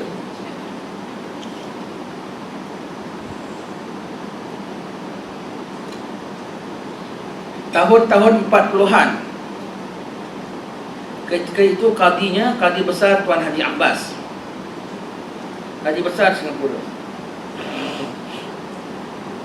Maka Singapura sudah sampai tahap ini as early as that zaman, yang mana banyak anjing. Orang putih piara anjing, orang Cina piara anjing. Di Singapura orang British ramai. Maka orang Melayu ni pula pantang anjing, mesti nak lepas kayu. Pantang anjing. Kadang kita kalau jalan bawah blok kat Singapura, kan ada bawah flat semua kan, nanti Cina bawa anjing. Sampai dia kalau nampak kita dia akan kabut, protect anjing dia, takut kita nak tendang anjing dia. Kerana orang kita pantang nampak anjing, mesti standby payung. Mesti standby apa, makcik-makcik garang. Kalau nampak anjing aja, payung dah standby. Setengah orang kita lah. Jadi dari ini perkara dah berlaku daripada zaman dahulu. Dan ini kadi-kadi ni pandang ni tak bagus dari umat Islam pun. Tak pasal-pasal anjing aja kau nak lepas kayu, nak lepas payung. Tak bagus lah kan? Tak bagus. Kalau anjing ada tuan punya lagi, tuan punya tak happy kan? Maka dia keluarkan fatwa tentang anjing, pelihara anjing, hukum anjing dengan kita, hukum ada manfaat anjing apa semua. Dia keluarkan fatwa. Keluar surat khabar. Dan untuk untuk supportkan dia punya fahaman itu, bukan dia saja. Dia beberapa dengan alim ulama lain, kadi-kadi, imam-imam, style orang zaman dulu lah, dengan jubah, dengan serbannya apa semua, duduk keliling, tengahnya anjing seekor. Tengah seekor anjing, ambil gambar, keluar surat khabar. Hukum antara kita dengan anjing, panjang lebar. Jadi bukan aku cakap saja, tengok aku kadi pun ambil gambar dengan anjing. Bukan aku seorang, berapa ramai alim ulama yang bersetuju, sama-sama maknanya menyetujui tulisan ini, dan we agree, tengok tak ada masalah kita ambil gambar dengan anjing. Sampai begitu alim ulama kita. Pernah satu kes pulanya, Mufti Terengganu zaman dulu. Dari zaman dulu dah ada tahu parti-parti politik. Dia bilang Tuan Mufti selalu berpihak pada pemerintah. Fatwa dia berat sebelah. Maka orang pun cemoh Mufti, ganggu Mufti, sampai rumahnya terganggu, malam-malam pun orang kacau. Nak risau Mufti ni, kesian. Maka mengadu dengan tuanku. Tuanku ada pelihara anjing, anjing buruan dah raja, ada pelihara anjing. Tak apa Datuk Mufti, kita beri seekor anjing, ambil Datuk Mufti untuk pelihara, jaga rumah Tuan Mufti. Maka Mufti ni pun tahu hukum, dia ambil anjing, dia peliharalah anjing.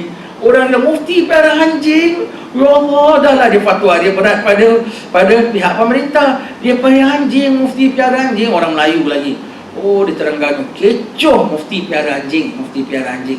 Kan tak pernah dengar orang kan, Mufti pelihara anjing. Mufti ni pun sudah naik boring. Dia minta fatwa daripada Mufti Johor Habib Ali bin Tahir Al-Haddad. Dulu bukan seluruh tanah Melayu, seluruh benua Melayu kita, dua mufti ini menjadi rujukan. Dua mufti ini adalah mufti segala mufti. Satu Mufti Johor, satu Mufti Negeri Sembilan, Syekh Muhammad Said Linggi. Dua-dua wali min awliya. Cakap dia mu'tamad. Semuanya mufti-mufti merujuk kepada mereka. Ada masalah Mufti Indragiri, Mufti Jawa, Mufti mana semua, rujuknya kepada dua orang mufti ini, cakapnya mu'tamad. Dia mufti dari segala mufti, Masya Allah. Mufti Johor Al-Habib Ali bin Tahir Al-Haddad, dan Mufti Negeri Sembilan. Mufti Negeri Sembilan ini nak pergi tengok anak bulan. Dia punya fatwa campur karamah. Nak pergi tengok anak bulan, sudah pulang semua, takkan boleh nampak anak bulan.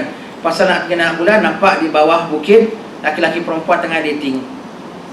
Ada orang buat maksiat di bawah bukit, tak boleh nampak anak bulan. Balik besok 30 Syakban, belum puasa lagi. Itu karamah tu. Pasal dia mufti, dia wali, dia tahulah hukum dia, fatwa dia. Mufti Negeri Sembilan pernah nak mandi di sungai. Wali-wali nak fikir apa suka hati dia tau.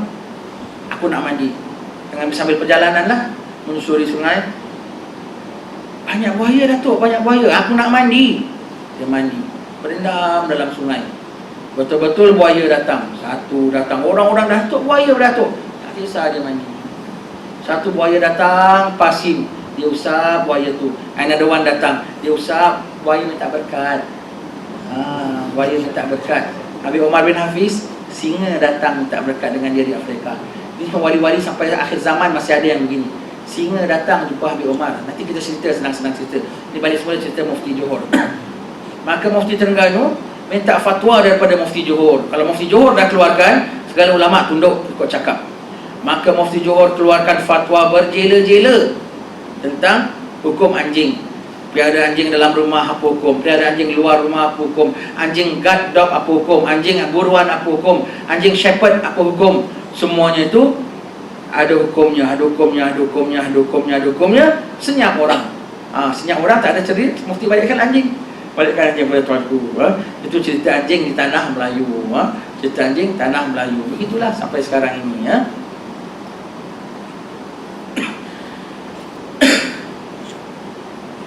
Sebab-sebab babi itu haram. Okay, ini kita baca, tengok sebentar. Sebab kita sudah pukul 11 suku. 11.30 kita mula baca kitab Hadis Nurul Iman. Okay. Ini ada beberapa soalan. Kita jawab soalan dulu. Kalau ada waktu kita sambung kitab kita. Tak ada, kita jawab kemusykilan. Kita boleh mencelah di tengah, kenapa ini pun kemusykilan juga. Maka kita mencerah di sini. Apa hukum memakai baju yang ada lambang salib, seperti memakai t-shirt pasukan England yang benderanya ada gambar salib? Makruh. Hukumnya makruh. Kalau buat sembahyang hukumnya sah. Makruh. Pakai baju ada gambar salib, hati-hati. Pakai baju t-shirt bola, banyak kita tegur orang. Ada cap lambang salib, hukumnya makruh. Pakai t-shirt Carlsberg, haram, elakkan haram. Apabila kita masbuk dalam salat jemaah, adakah kita dikira masih dapat rakaat bersama imam semasa imam masih dalam rukuk? Kalau kau dapat rukuk, masbuk yang imam sedang rukuk, mau hati-hati ya. Allahu Akbar, jatuh niat dulu, baru kau Allah Akbar untuk rukuk. Jangan kita masuk imam tengah rukuk, kita pun Allahu Akbar. Takbiratul ihram tak boleh sambil rukuk. Takbiratul ihram diri, masuk diri, Allahu Akbar, rukuk Allahu Akbar sekali lagi untuk rukuk. Tak sempat baca Fatihah, tak baca Fatihah. Walau satu huruf, imam tanggung. Allahu Akbar, Allahu Akbar. Jangan Allahu Akbar. Ada orang kita tahu, dia masuk, kalau kamu imam tengah rukuk, dia pun Allahu Akbar, dia terus rukuk. Tak sah, itu bukan takbiratul ihram. Itu takbir rukuk namanya. Kalau masuk sembahyang pun takbiratul ihram. Dan apabila dapat rukuk dengan imam sejenak pun, kau rukuk, subhanallah, imam pun bangkit, sami Allahu liman hamidah, dapatlah kau satu rakaat. Kau Allahu Akbar, kau rukuk, dia pun sami Allahu liman hamidah, sampai dia pun bangkit. Kalau selisih tu kau belum sampai, dia dah naik, kau selisih. Kalau sampai sejenak tak sempat, subhanallah, dia rukuk, Allahu Akbar, dia pun sami Allahu liman hamidah, tak sampai sejenak pun kan, tak dapat satu rakaat. Dapat sejenak, subhanallah, dia pun sami Allahu liman hamidah, alhamdulillah, dapat satu rakaat. Begitu.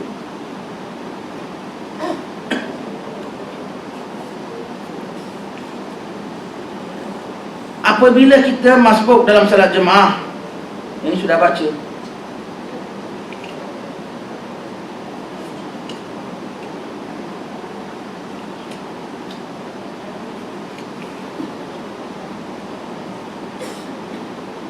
Saya tidak mahu terlibat lagi dalam riba, tapi saya masih terikat dengan pinjaman yang saya buat waktu dahulu. Apa yang harus saya lakukan? Habiskan hutang dengan segera. Habiskan hutang dengan segera untuk minimize dari riba. Dan after that, jangan ambil loan lagi. Ambil loan ni tak boleh sembarangan. Semua ada ribanya. Bermakna kau suka rela bayar riba. Oh tak apa, cuma 6%, cuma 5% riba tu. Kau rela, bermakna kau rela dengan riba. Tak boleh. Maka hutang ada, lekas habiskan. Lekas habiskan sambil istighfar, sambil taubat, sambil tak rela. Bermakna kalau bila kau tak rela, kau kena bayar, bermakna kau kena paksa, maka kau tak berdosa. Dan istighfar, taubat, kerana kau pernah agree untuk membayar riba dengan dia. Kau taubat, kau istighfar, maka sekarang kau rasa diri kau terpaksa, maka jangan kau teruskan lagi. Dan untuk yang berikutnya, elak seberapa mungkin jangan sampai ada riba. Ambil loan, besarkan kereta. Oh, besarkan kereta, tukar kereta baru. Kau bayar cash tak apa. Kau ambil loan, semuanya ada riba belaka. Perlu, memang perlu. Aku tak ganti kereta aku dah rosak. Dan aku perlu kereta sekarang, aku perlu kereta yang besar sedikit sebab anak dah tambah-tambah. Dan aku perlu kereta yang terlebih baik sikit sebab selalu travel jauh. Maka tak ada duit, ambil loan. Kerana keperluan, kau ambil tapi tak rela. Bermakna kau dipaksa untuk bayar riba, kau tak berdosa. Tak ada keperluan, hanya setakat sekarang ada model baru tau, kereta ganti. Itu tak boleh. Itu kau rela dengan riba. Rumah pun begitu, dah selesa dah apa semua, upgrade. Bagus tau, sekarang itu sana bagus, harga baik punya gitu gini. Upgrade, ambil tukar rumah lain kawasan, tepi lereng bukit pulaknya. Ambil loan, bayar riba, berdosa. Tak boleh. Rumah ni dah apa, sempit, anak dah besar-besar, menantu semua datang bawa cucu, kan tak cukup. Nak besarkan lagi tak boleh, nak macam mana? Dah jual beli baru, tak cukup pula wang, kena ambil loan, kena riba. Kau tak rela. Apabila kau tak rela, maka dan kau terpaksa, maka kau tak berdosa. Itu pun kau wajib istighfarkan juga. Kenapa? Dah terinvolve dengan riba.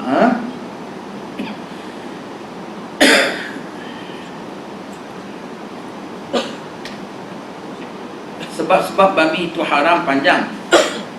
3 muka surat lebih dia punya jawapannya. Subhanallah.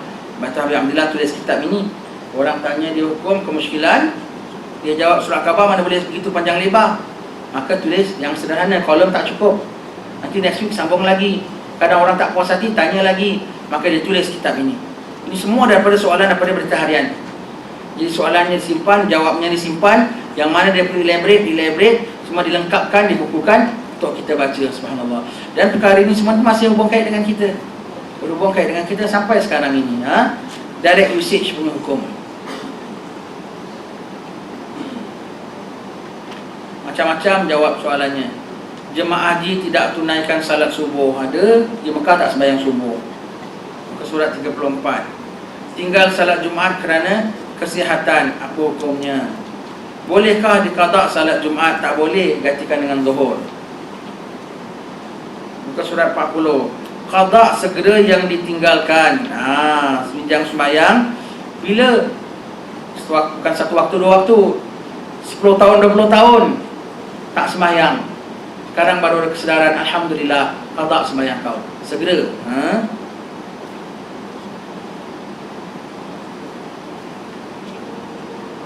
Muka surat 121.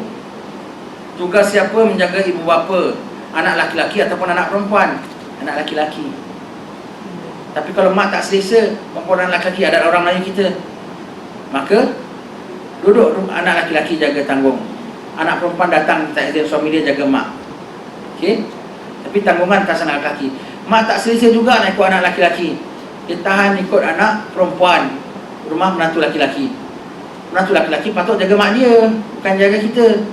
Maka tak apalah ikut anak perempuan. Tapi anak laki-laki tak ada lepas tangan.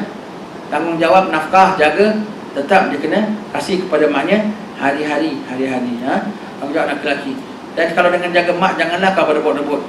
Aku aja jaga tak apa. Mak tu, cuba kau bayangkan satu peti emas. Kalau abang tak nak, kau rebut tak? Asyik kau aja, aku pula lah, umpamanya. Nak juga ambil manfaat daripada peti emas ni.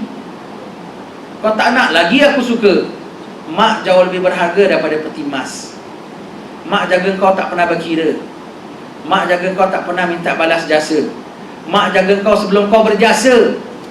Mak jaga kau harapkan kau hidup. Kau jaga mak tunggu bila nak mati. Astagfirullah. Dan kau jaga mak setelah kau menerima budi jasa mak. Kau jaga mak, kau tak boleh terbalas budi jasa mak. Tapi anak tak nak jaga mak, berdosa. Kalau jaga mak jangan niat, tak apa mak, saya jaga mak sampai akhir hayat mak. Mana kau harap mak kau mati dulu sebelum kau? Berdosa. Tak apa mak, saya jaga mak sampai akhir hayat saya. Iaitu apa? Tak tahu mak mati dulu ataupun kau pergi dulu. Jadi anggap mudah-mudahan mak lebih panjang umur daripada saya. Saya akan jaga mak sampai akhir hayat saya. mak dia umur dah 90, dia umur 60. Tak tahu siapa pergi dahulu. Saya akan jaga mak sampai akhir hayat saya. Mak dah meninggal 2 tahun akan datang, dia masih hidup. Macam mana nak jaga mak sampai akhir hayat? Dia jaga sampai akhir hayat, dia masih jaga mak. Doakan mak, fatihahkan mak, masukkan tabung dalam atas nama mak. Dia jaga mak sampai akhir hayat dia, sampai dia meninggal dunia. Masih begitu. Ikrarnya jaga mak sampai akhir hayat kita, bukan akhir hayat mak. Bermakna kau harap mak kau pergi dulu sebelum kau. Itu semua jaga dengan bahasa dengan mak. Suami tidak menghalalkan makan minum isteri. Tak boleh. Kau halalkan, tak halalkan pun tanggungjawab kau kena kasih makan. Saya tak halalkan nafkah yang saya beri. Halal kau tak kasih pun dia boleh curi daripada duit kau untuk apa? Nafkah dia. Jadi tak ada cerita saya tak halalkan. Aku haramkan susu aku yang ada setengah mak dengan anak-anak. Tak boleh. Itu memang kau tak kasih dia susu, kau haram. Umpamanya setengah orang dia suka nak haramkan benda yang kau tak ada hak, kau tak boleh haramkan. Macam-macam soalan kita tengok.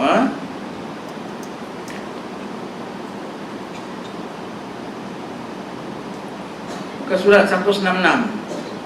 Sahkah nikah pengantin wanita yang tidak hadir? Sah. Budak perempuan di Malaysia, budak laki-laki di Hadramaut, wali pun di Malaysia, minta Habib Omar nikahkan. Wakil wali, saya selalu wakil wali. Aku wakil wali untuk menikahkan budak perempuan ini yang mana bapa dia wakilkan kepada aku nikahkan depan Habib Omar. Depan Habib Omar, wakil wali. Budak lain negeri, asal pengantin laki-lakinya ada. Asal pengantin laki-lakinya ada. Budak perempuan di Malaysia.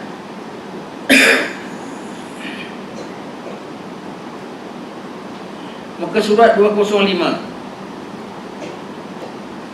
Apa hukum ketawa? Allah, kadang-kadang orang tanya soalan pada kita macam ini pun kau tanya. Tapi pada yang bertanya, itu satu muskil bagi diri dia. Bagi yang bertanya, ada something khabar lah yang diterima mengenai perkara ini. Maka bagi ustaz yang ditanya, dia ambil berat. Tapi soalan tak payah tanya. Ketawa banyak-banyak tak bagus. Tak ada. Dia jawab panjang lebar. Dengan lengkap dia jawab. Walaupun soalannya just apa hukum ketawa? Dia tanya, dilayan oleh alim ulama, tak hanya dianggap sepi. Subhanallah, macam-macam kita belajar daripada kitab ini. InsyaAllah yang berikutnya kita baca pada lain harinya.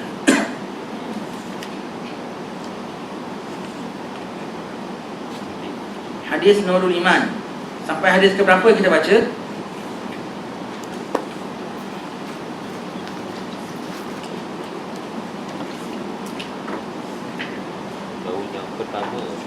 Masih hadis pertama ya? Nak masuk kedua. Tapi hadis pertama belum habis jelaskan.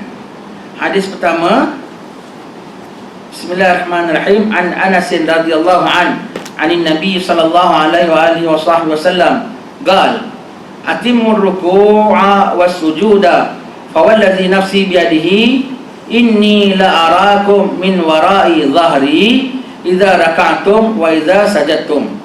Daripada Sayyidina Anas radhiyallahu an, daripada Rasulullah sallallahu alaihi wasallam, baginda telah bersabda yang artinya, sempurnakanlah rukuk dan sujudmu demi jiwaku di dalam tangannya. Sungguhnya aku melihat kamu daripada belakangku ketika kamu sedang rukuk dan sujud. Subhanallah, hadis ini macam-macam jelasnya. Di antaranya Nabi sebut, sempurnakan rukukmu dan sujudmu. Itu menunjukkan dalam rukuk adalah rukun sembahyang. Maknanya tak sempurna tak sah. Sujud adalah rukun sembahyang. Dan ini menunjukkan dalam rukuk ada syarat sah rukuk. Dalam sujud ada syarat sah sujud. Banyak orang kita tak tahu. Kemudian di situ Nabi bersumpah, demi jiwaku di tangannya. Apa hukum sumpah?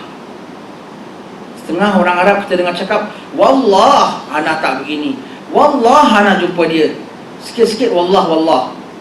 Orang cakap wallah ini adalah tanda pembohong, bukan tanda benar, tanda pembohong. Sampai dia pergi pasar pun dia angkat sumpah. Kenapa?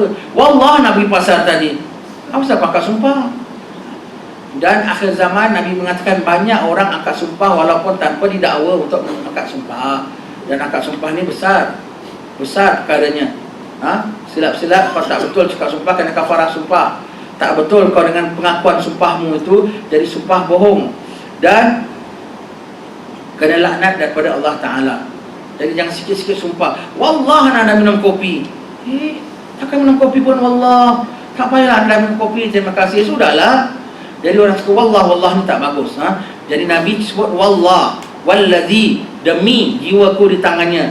Nabi naik sumpah dan Nabi tidak sembarangan bersumpah. Bermakna perkara ini benar, semata-mata benar daripada Allah Subhanahu Wa Taala.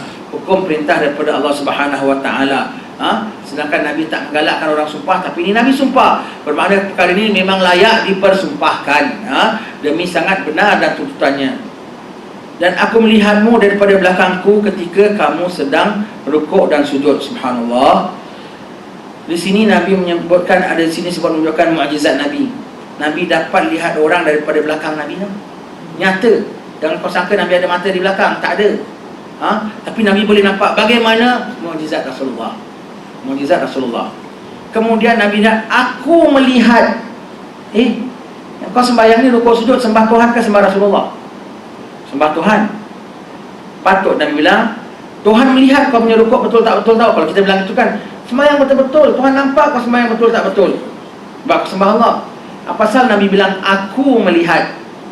Cukup kalau aku melihat dan aku tak suka sembahyang kau, Tuhan reject. Cukup aku melihat sembahyang kau suka, Allah Ta'ala accept. Menunjukkan status Nabi di sisi Allah Subhanahu Wa Ta'ala.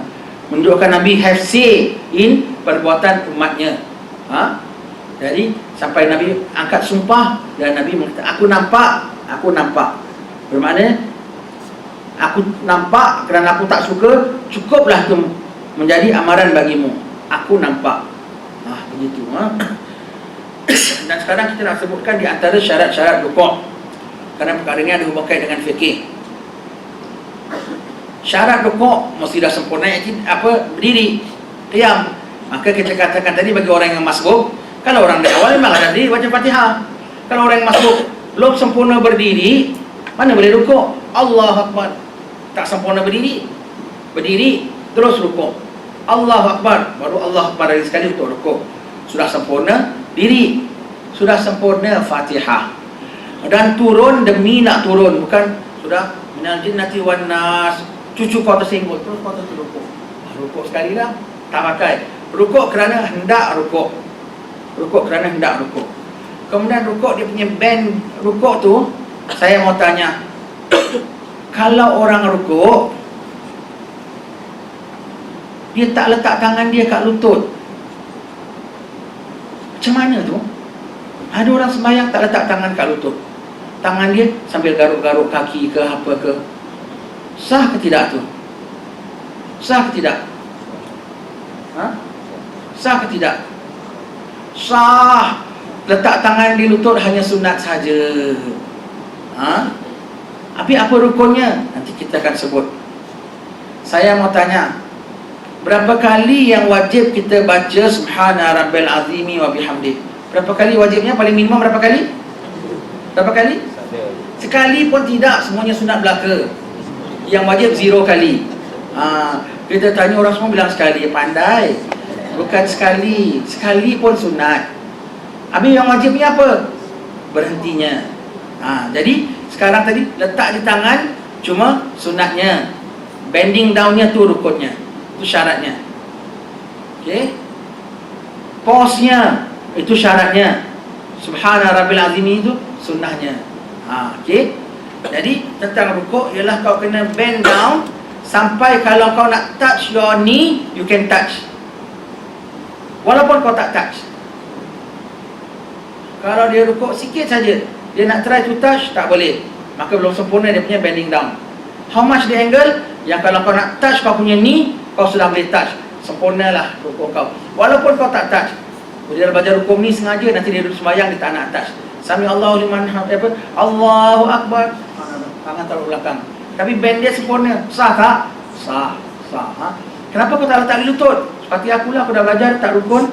Umpamanya lah, boleh sah hukumnya. Letak di lututnya tu sunnah. Sunnahnya ialah rukuk sampai paras begini, sampai parallel to the ground badan dia. Okey?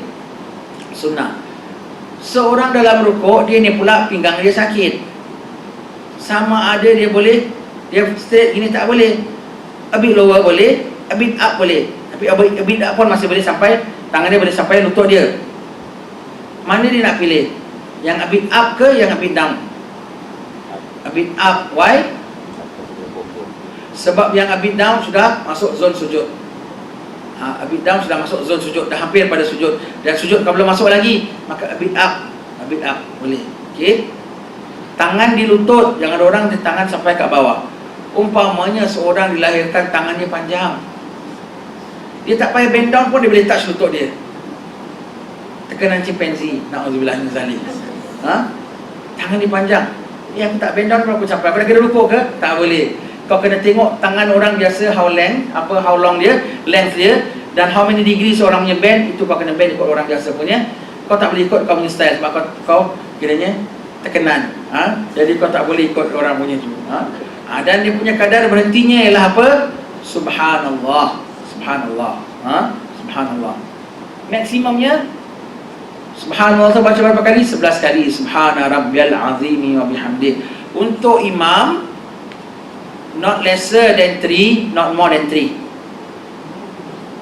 Untuk kita sembahyang sendiri, lesser than 3 makruh, more than 3 sunat, maksimum 11. Untuk imam lesser than 3 makruh, more than 3 makruh, kecuali dah minta izin dengan makmum dulu. Kecuali sembahyang gerhana, sebab sembahyang gerhana tak payah minta izin, memang panjang. Caranya memang panjang. Okey, begitu. Untuk makmum yang ikut imam,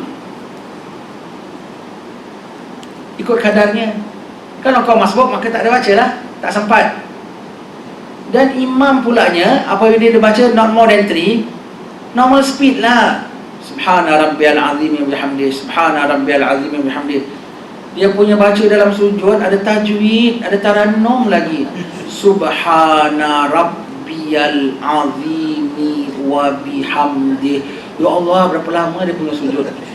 Kau dia punya rukuk lama, kau pula baca subhana rabbiyal azim wa bihamdih. Kau jangan berhenti 3. Selagi dia belum sami Allahumma hamdah, kau continue. Jadikan 5. Belum bangkit lagi, jadikan 7. Belum bangkit lagi, jadikan 9. Belum bangkit lagi, jadikan 11. Belum bangkit lagi, tambah lagi. Apa-apa nak tambah, doa dan wirid boleh, tak menjadi masalah. Yang imam punya rukuk dia punya lama, ya Allah. Kau baca ikut kadar biasa, jangan kau slow motion kau punya baca. Orang banyak sakit, banyak macam-macam di belakang. Lesser than 3 makruh, more than 3 makruh. Sembahyang sendiri, lesser than 3 makruh, more than 3 sunat. Ikut makmum, ikut kadarnya. Normal 3. Certain case 1. Certain case no baca. Certain case more than 3. Kenapa? Imam belum bangkit. Maka kau fill up. Jangan kau dah baca, imam baca, kau pula subhana rabbil azim, dia dah 3 kali, dia belum bangkit lagi. Tak apalah, kau tunggu, tengok kat sejadah tu, gambar masjid, kau kira berapa tingkap dalam masjid.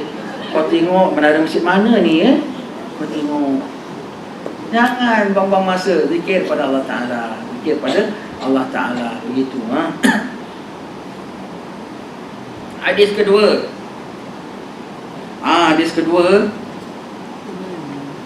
An Abi Hurairah radhiyallahu ta'ala an qala Rasulullah sallallahu alaihi wasallam, atakum ahlul yaman hum araku afidatan wa alyanu quluban, al-imanu yamanin wal hikmatu yamaniyah. Rawahul Bukhari wal Muslim.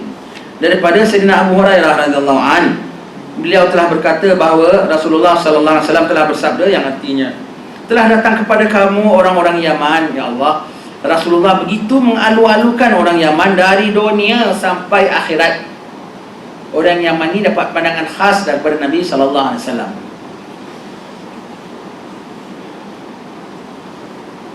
Mereka adalah golongan yang halus sanubarinya dan paling lembut hatinya. Very soft hearted. Beza orang Arab Yaman dengan Arab selain dari negeri orang Yaman. Setengah orang Arab di negeri lain cakapnya lembut, tapi hatinya tak sembut orang Yaman.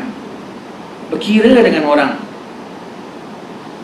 Orang Yaman ini kadang cakapnya macam kasar. Orang Hadramaut kau cakap pakit-pakit, tapi hati dia punya lembut, akhlak dia lunak. Orang Hadramaut, yang kau tak nampak tu lebih utama daripada yang kau nampak. Orang Yaman. Kapital negeri Yaman mana? Kapital Yaman Hadramaut. Kapital Hadramaut Tarim. Dia kapital kerohanian. Kapital kerohaniannya ialah Tarim. Kapital negeri itu Sana'a lah.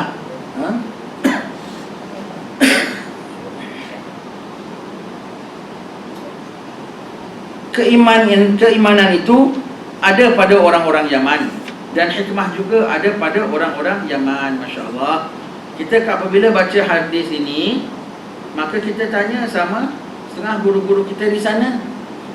Apabila Rasulullah sebut atakum ahli Yaman, datang kepada kamu orang Yaman, adakah seluruh orang Yaman ya Rasulullah? Belum tahu lagi. Kita tanya sama Habib, maksud ini Yaman, seluruh Yaman ke? Ataupun ada daerah-daerah tertentu? Seperti kita bilang, negeri Malaysia cuacanya panas. Seluruh Malaysia ke? Tak juga. Genting Highland sejuk, Cameron Highland tengah sejuk, umpamanya. Bilang negeri Mekah, negeri Malaysia, negeri yang banyak kelapa sawit. Tak ada, KL tak nampak pun kebun kelapa sawit. Tempat lain ada. Jadi bermakna yang Nabi sebut itu, adakah seluruh Yaman? Tidak juga. Tidak juga.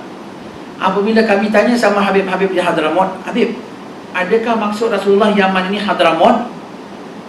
Apa dia orang yang jawab? Kalau dia bilang, dah tentulah Hadramaut, bukan Sana'a, bukan Ma'arif, bukan mana. Bermakna mereka tak masuk dalam golongan ini. Kerana mereka dalam golongan ini, maka jawapannya adalah berikut. Habib, adakah yang Rasulullah maksudkan tu Hadramaut? Belum pasti. Why? Because Nabi tak mention Hadramaut. Belum pasti.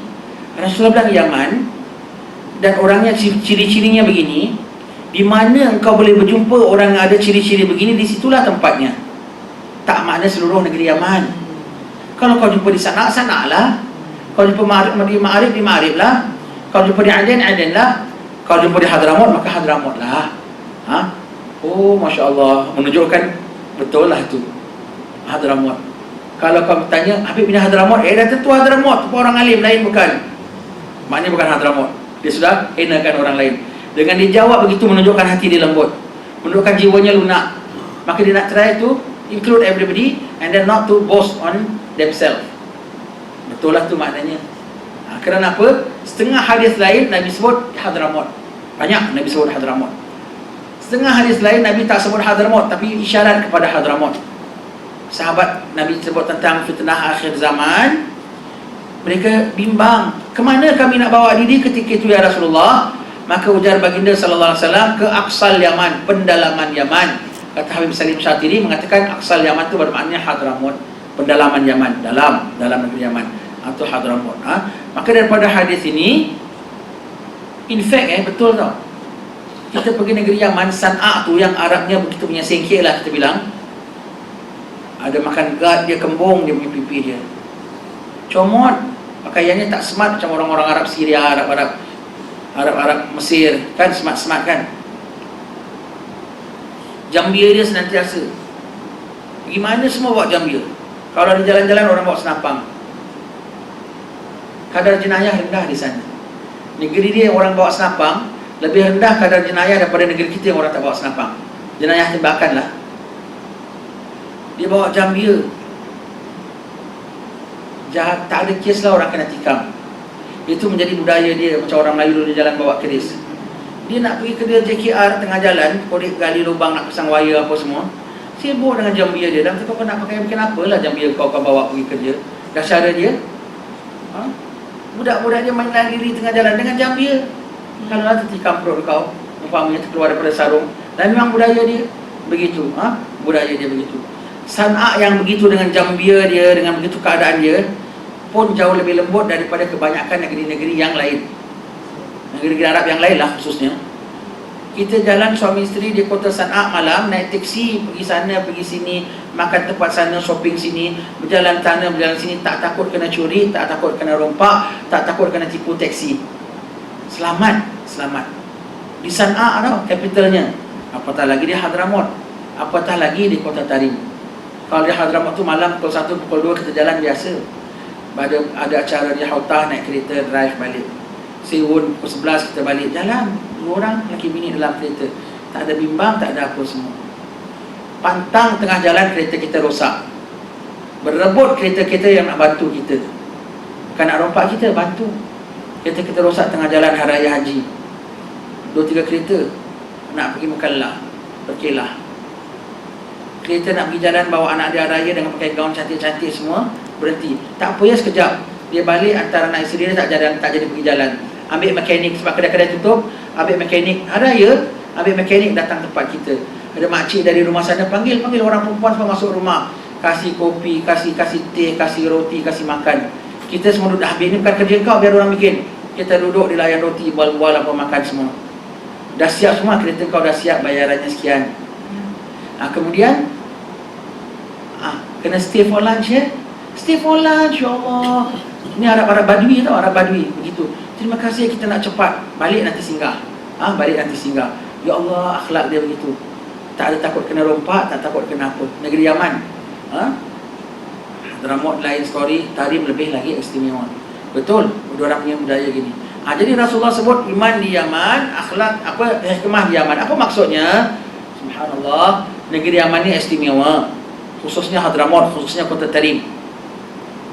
Iman Yamani, hikmah Yamaniyah. Di Jordan ada iman, di Syria ada iman, di Mekah pun ada iman, di Madinah pun ada iman, di Indonesia pun ada iman, di Tiongkok pun ada iman. Asalkan iman kau setara dengan iman yang di Yaman, jadi kayu ukurnya. Yang namanya iman yang di Yaman. Kalau tak setara dengan iman orang Yaman, bukan iman namanya. Itu piawaian dia. Al-iman Yamani. Iman tu macam orang Yaman. Macam mana orang iman Yaman ni orang iman? Percaya betul-betul pada Allah Ta'ala. Akidahnya macam orang Yaman. Ahli Sunnah wal Jamaah. Menjadi kayu ukur. Dan kita ni adalah replika Yaman dalam sudut ibadat dan amalan kita, dan syariat kita, dan mazhab kita, dan pahaman kita. Kita adalah di bawah mereka. Alhamdulillah, kita di belakang Yaman. Bahnya negeri kita di belakang Yaman, di dalam sudut kiblat. Kita step by step pun kita dikira Yaman punya hukum, ikut cara mereka. Dan mereka Syafi'i belaka dan Ahli Sunnah Jamaah belaka. Kita dapat Islam dan mereka. Pakaian kita pun style Yaman, pakai kain pelikat, baju separuh. Itu pakaian orang Yaman. Bukan pakai gamis labuk, pakai kain pelikat, baju separuh. Orang tua-tuanya, imam-imamnya pakai jubah luar begini, pakai serban, pakai syal. Yang kalau pergi jalan pasar semua kita pakai yang begini, tak pakai gamis labuk. Itu pakaian budaya Arab, bukan budaya Rasulullah. Budaya Rasulullah miskin, pakai baju separuh. Kita baca dalam Tibai, wayat taziru ala wasatih. Nabi berpakai kain separas pinggang. Orang Yaman sampai sekarang. Jadi kita ni dapat Islam daripada mereka kan. Pakaian kita ni ikut pakaian mereka. Pergi masjid dia macam di Jawa, kita rasa macam di Kelantan. Semua dengan kain pelikat. Semua dengan kain pelikat. Habib-habib semua punya cara. Begitu orang Yaman. Jadi hikmah Yamaniyah, iman Yamani. Jadi iman kau yang setara dengan ahli Yaman, the acceptable one. Subhanallah. Alhamdulillah kita berdamping dengan orang-orang ahli Yaman. Alhamdulillah kita di bawah payung orang-orang ahli Yaman. Alhamdulillah kita dipimpin oleh orang-orang ahli Yaman yang direkomend oleh Rasulullah sallallahu alaihi wasallam. Hikmah Yamaniyah. Hikmah ni lain daripada alim. Alim tahu halal, tahu haram, tahu hukum. Hikmah ni bijaksana. Bijaksana apa? Dalam mengaplikan hukum. Itu bijaksana. Bukan hanya tahu hukum. Bijaksana dalam mengaplikan hukum sesuai dengan keadaan, sesuai dengan tempat. Habib-habib, kita kalau ceramah dengan habib-habib lah. Kita saja kalau ceramah di Hadramaut tak ada orang perempuan pun. Kita ceramah tutup pakai langsir, ataupun kita ceramah di bilik sebelah. Ya kita cakap. Sebelah sana berapa orang pun tak tahu. 1 orang ke, 3 orang ke, 10 orang ke, dia tidur ke, dia berbual ke, tak tahu. Bilik sebelah tak nampak pun. Maka habib-habib datang sini, bahkan mereka minta yang ada, Habib ada sesi untuk wanita, boleh? Tak ada masalah. Dia suka ke dapat cantik tengok perempuan? Tak ada. Yang ada setengah Habib Muhammad bin Abdullah Al-Idrus minta adakan satu sesi khas wanita. Bahkan begitu. Itu nama hikmah. Tak bagus kita laki-laki berhadapan wanita, tapi demi hikmah, demi nak mengajar, demi mereka datang, ada manfaat besar, terkawal daripada batasnya, kita tak bergurau senda dengan mereka apa semua, ada batasnya masih terjaga, maka cedera dalam sikit tapi besar manfaatnya. Jadi orang ada hikmah ni, dia tahu sukat, dia tahu timbang. Sukat dan timbang, cedera sikit bercampur laki-laki perempuan, tapi manfaatnya lebih besar. Dan cederanya pun tak sampai jadi haram menurut setengah mazhab, apa semua begitu gini. Cederanya pun tak sampai langgar adab dan tertib. Tapi hikmahnya, manfaatnya lebih besar. Itu namanya ahli hikmah. Kita tanya, Habib, kau nak tak ceramah kita datang skrin? Tak payah, negeri kau jangan. Kerana urufnya boleh begini. Sebab itu kita ceramah depan perempuan. Itu hikmah yang dipasarkan oleh alim ulama kita. Hikmah namanya, hikmah bijaksana. Minta maaf saya tegur. Kebanyakan masjid termasuk masjid ini. Tak apa, kita cakap lah ya. Kau tak terima pun never mind. Banyak di luar masjid taruh zon menutup aurat. Not really that bagus tau sebetulnya. Itu reti hukum tapi tak reti hikmah. Yang tak buka aurat, yang tak tutup aurat berapa ramai lagi. Kau nak paksa dia tutup aurat, kau datang masjid bila? Pasal dia why lah dia nak minta tanya hukum dalam masjid. Pasal dia masih pakai skirt, masih berebang lah, yang dia perlu ditarik ke dalam masjid. Yang dah pakai tudung dah selamat dah, okey dah. Yang ini dah pakai berebang dah dengan pakai skirt, kau nak paksa dia pakai tudung dulu baru masuk dalam masjid.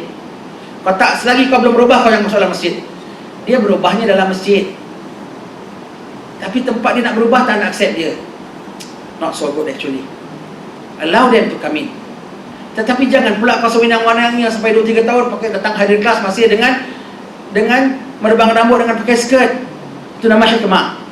Masuk dalam, kasih tarbiyah, kasih campur dengan perempuan-perempuan muslimat, dudukkan dengan tertib. Lama-lama dia terikut tak? Minggu depan dah pakai long pants, tak pakai skirt. Tak lama-lama dah pakai baju abis sopan. Lama-lama pasti pakai tudung punya. Selang 1-2 bulan saja. Begitu, itu nama hikmah. Itu nama hikmah. Sampai selama-lamanya kau allow them to pakai skirt and rambut terdedah, itu namanya meringankan hukum. Don't allow them to enter masjid. Kesian. Mereka nak berubah, nak tanya, saya ni boleh baik ke tidak? Nak masuk masjid? No, kau tak boleh masuk. Orang macam kau tak boleh masuk. Macam mana? Tak. Orang perempuan yang tak baik akhlak jumpa Rasulullah terima.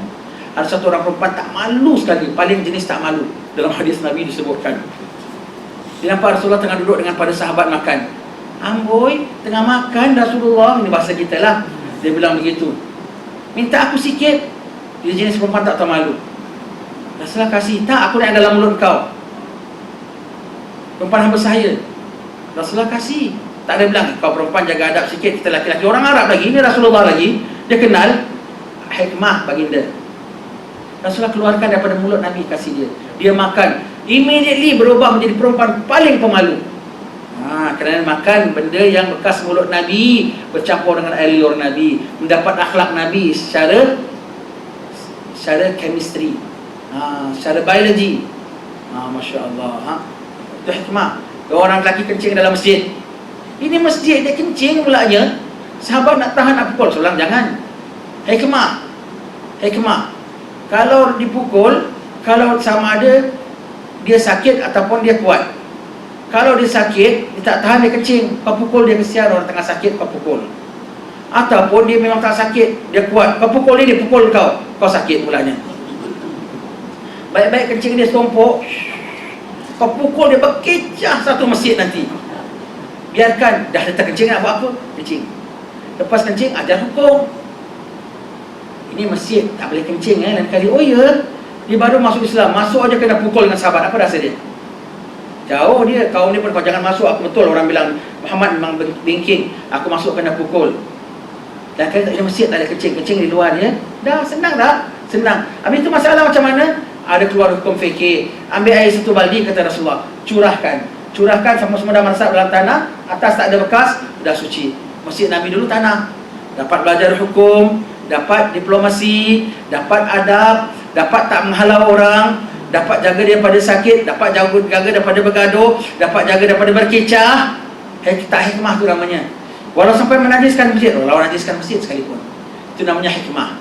Hikmah tu bijaksana, pandai mengaplikasikan hukum pada suasana yang, situasi yang tertentu, sesuatu yang tertentu. Ada hikmah, maka begitu. Ini hikmah yamaniyah. Sana ada orang ada hikmah, orang bijaksana sana.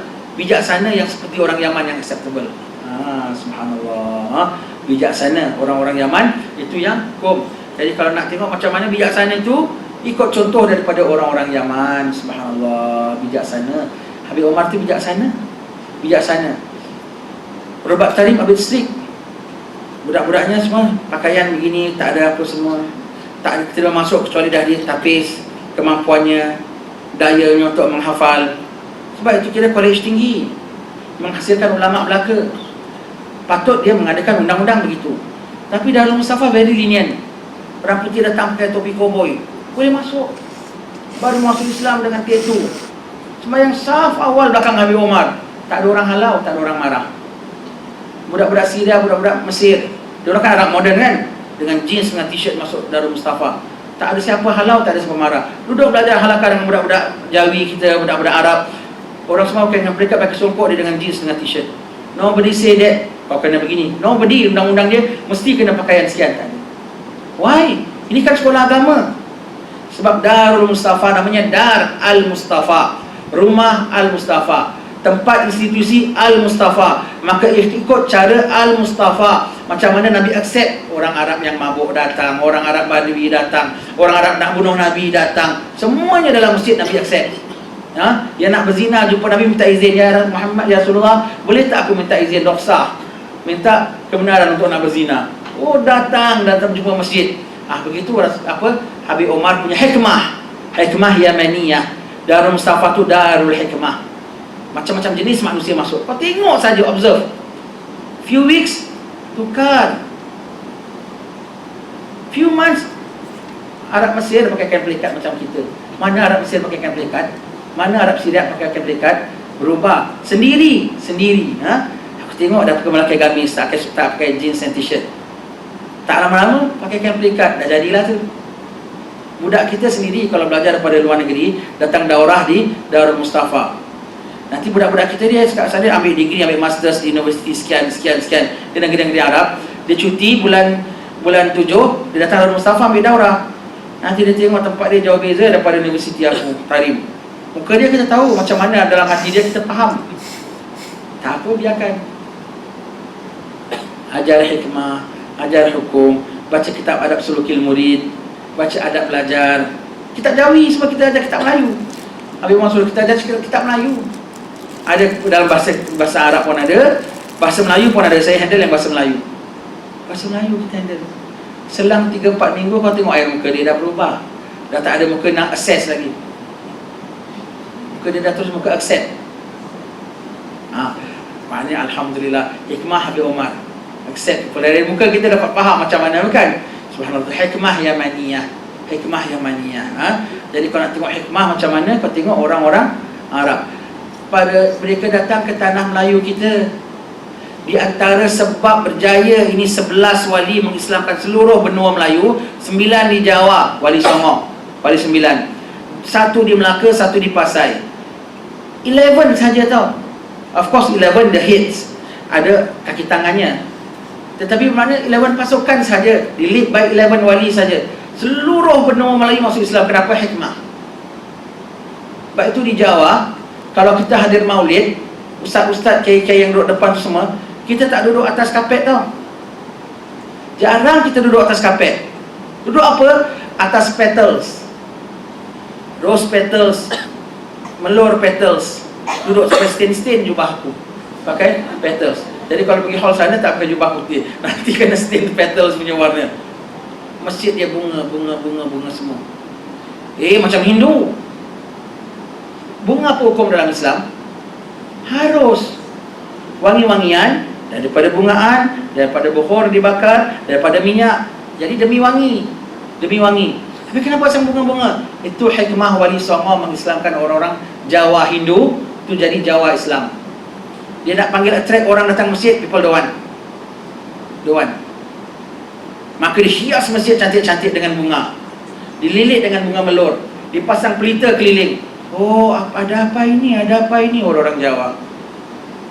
Boleh kami masuk? Tak bisa.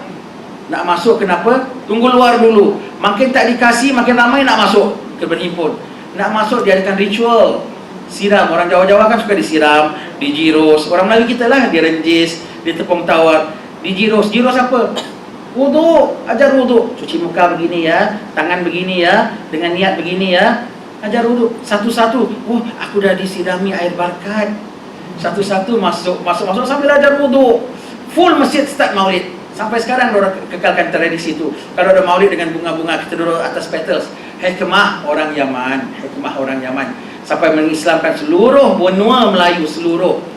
Tak tahu language. Orang Arab tak tahu bahasa kita tak tahu bahasa dia. Sampai sekarang. Tapi boleh ikut agama ni, boleh faham akidah dia. Karena setelah banyak-banyak ustaz-ustaz faham bahasa Arab. Zaman awal tu, zaman 900 tahun dulu. How? Hikmah. They handle people, they attract the heart. They pull the heart. Maka heartnya ikut, imannya pun sangkut.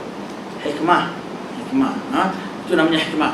Habib Abdullah Jufri saja kitab ini, yang tulis kitab ini, dalam kursus dakwah dan imam, dia bilang, sekarang sebagai contoh, saya sedang mengajar, tiba-tiba datang satu wanita pakai skirt, tak pakai tudung, duduk di tengah-tengah majlis, tempat kaum ibu lah.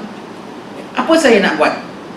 Adakah saya bilang, minta maaf saudari, ini zon tutup aurat, hormat sikit, ini masjid, majlis ilmu, saya ada hak? Ataupun saya diamkan, tapi saya bisik dengan satu jawatan kuasa wanita, tolong kasih dia selindang dan pakai abayah.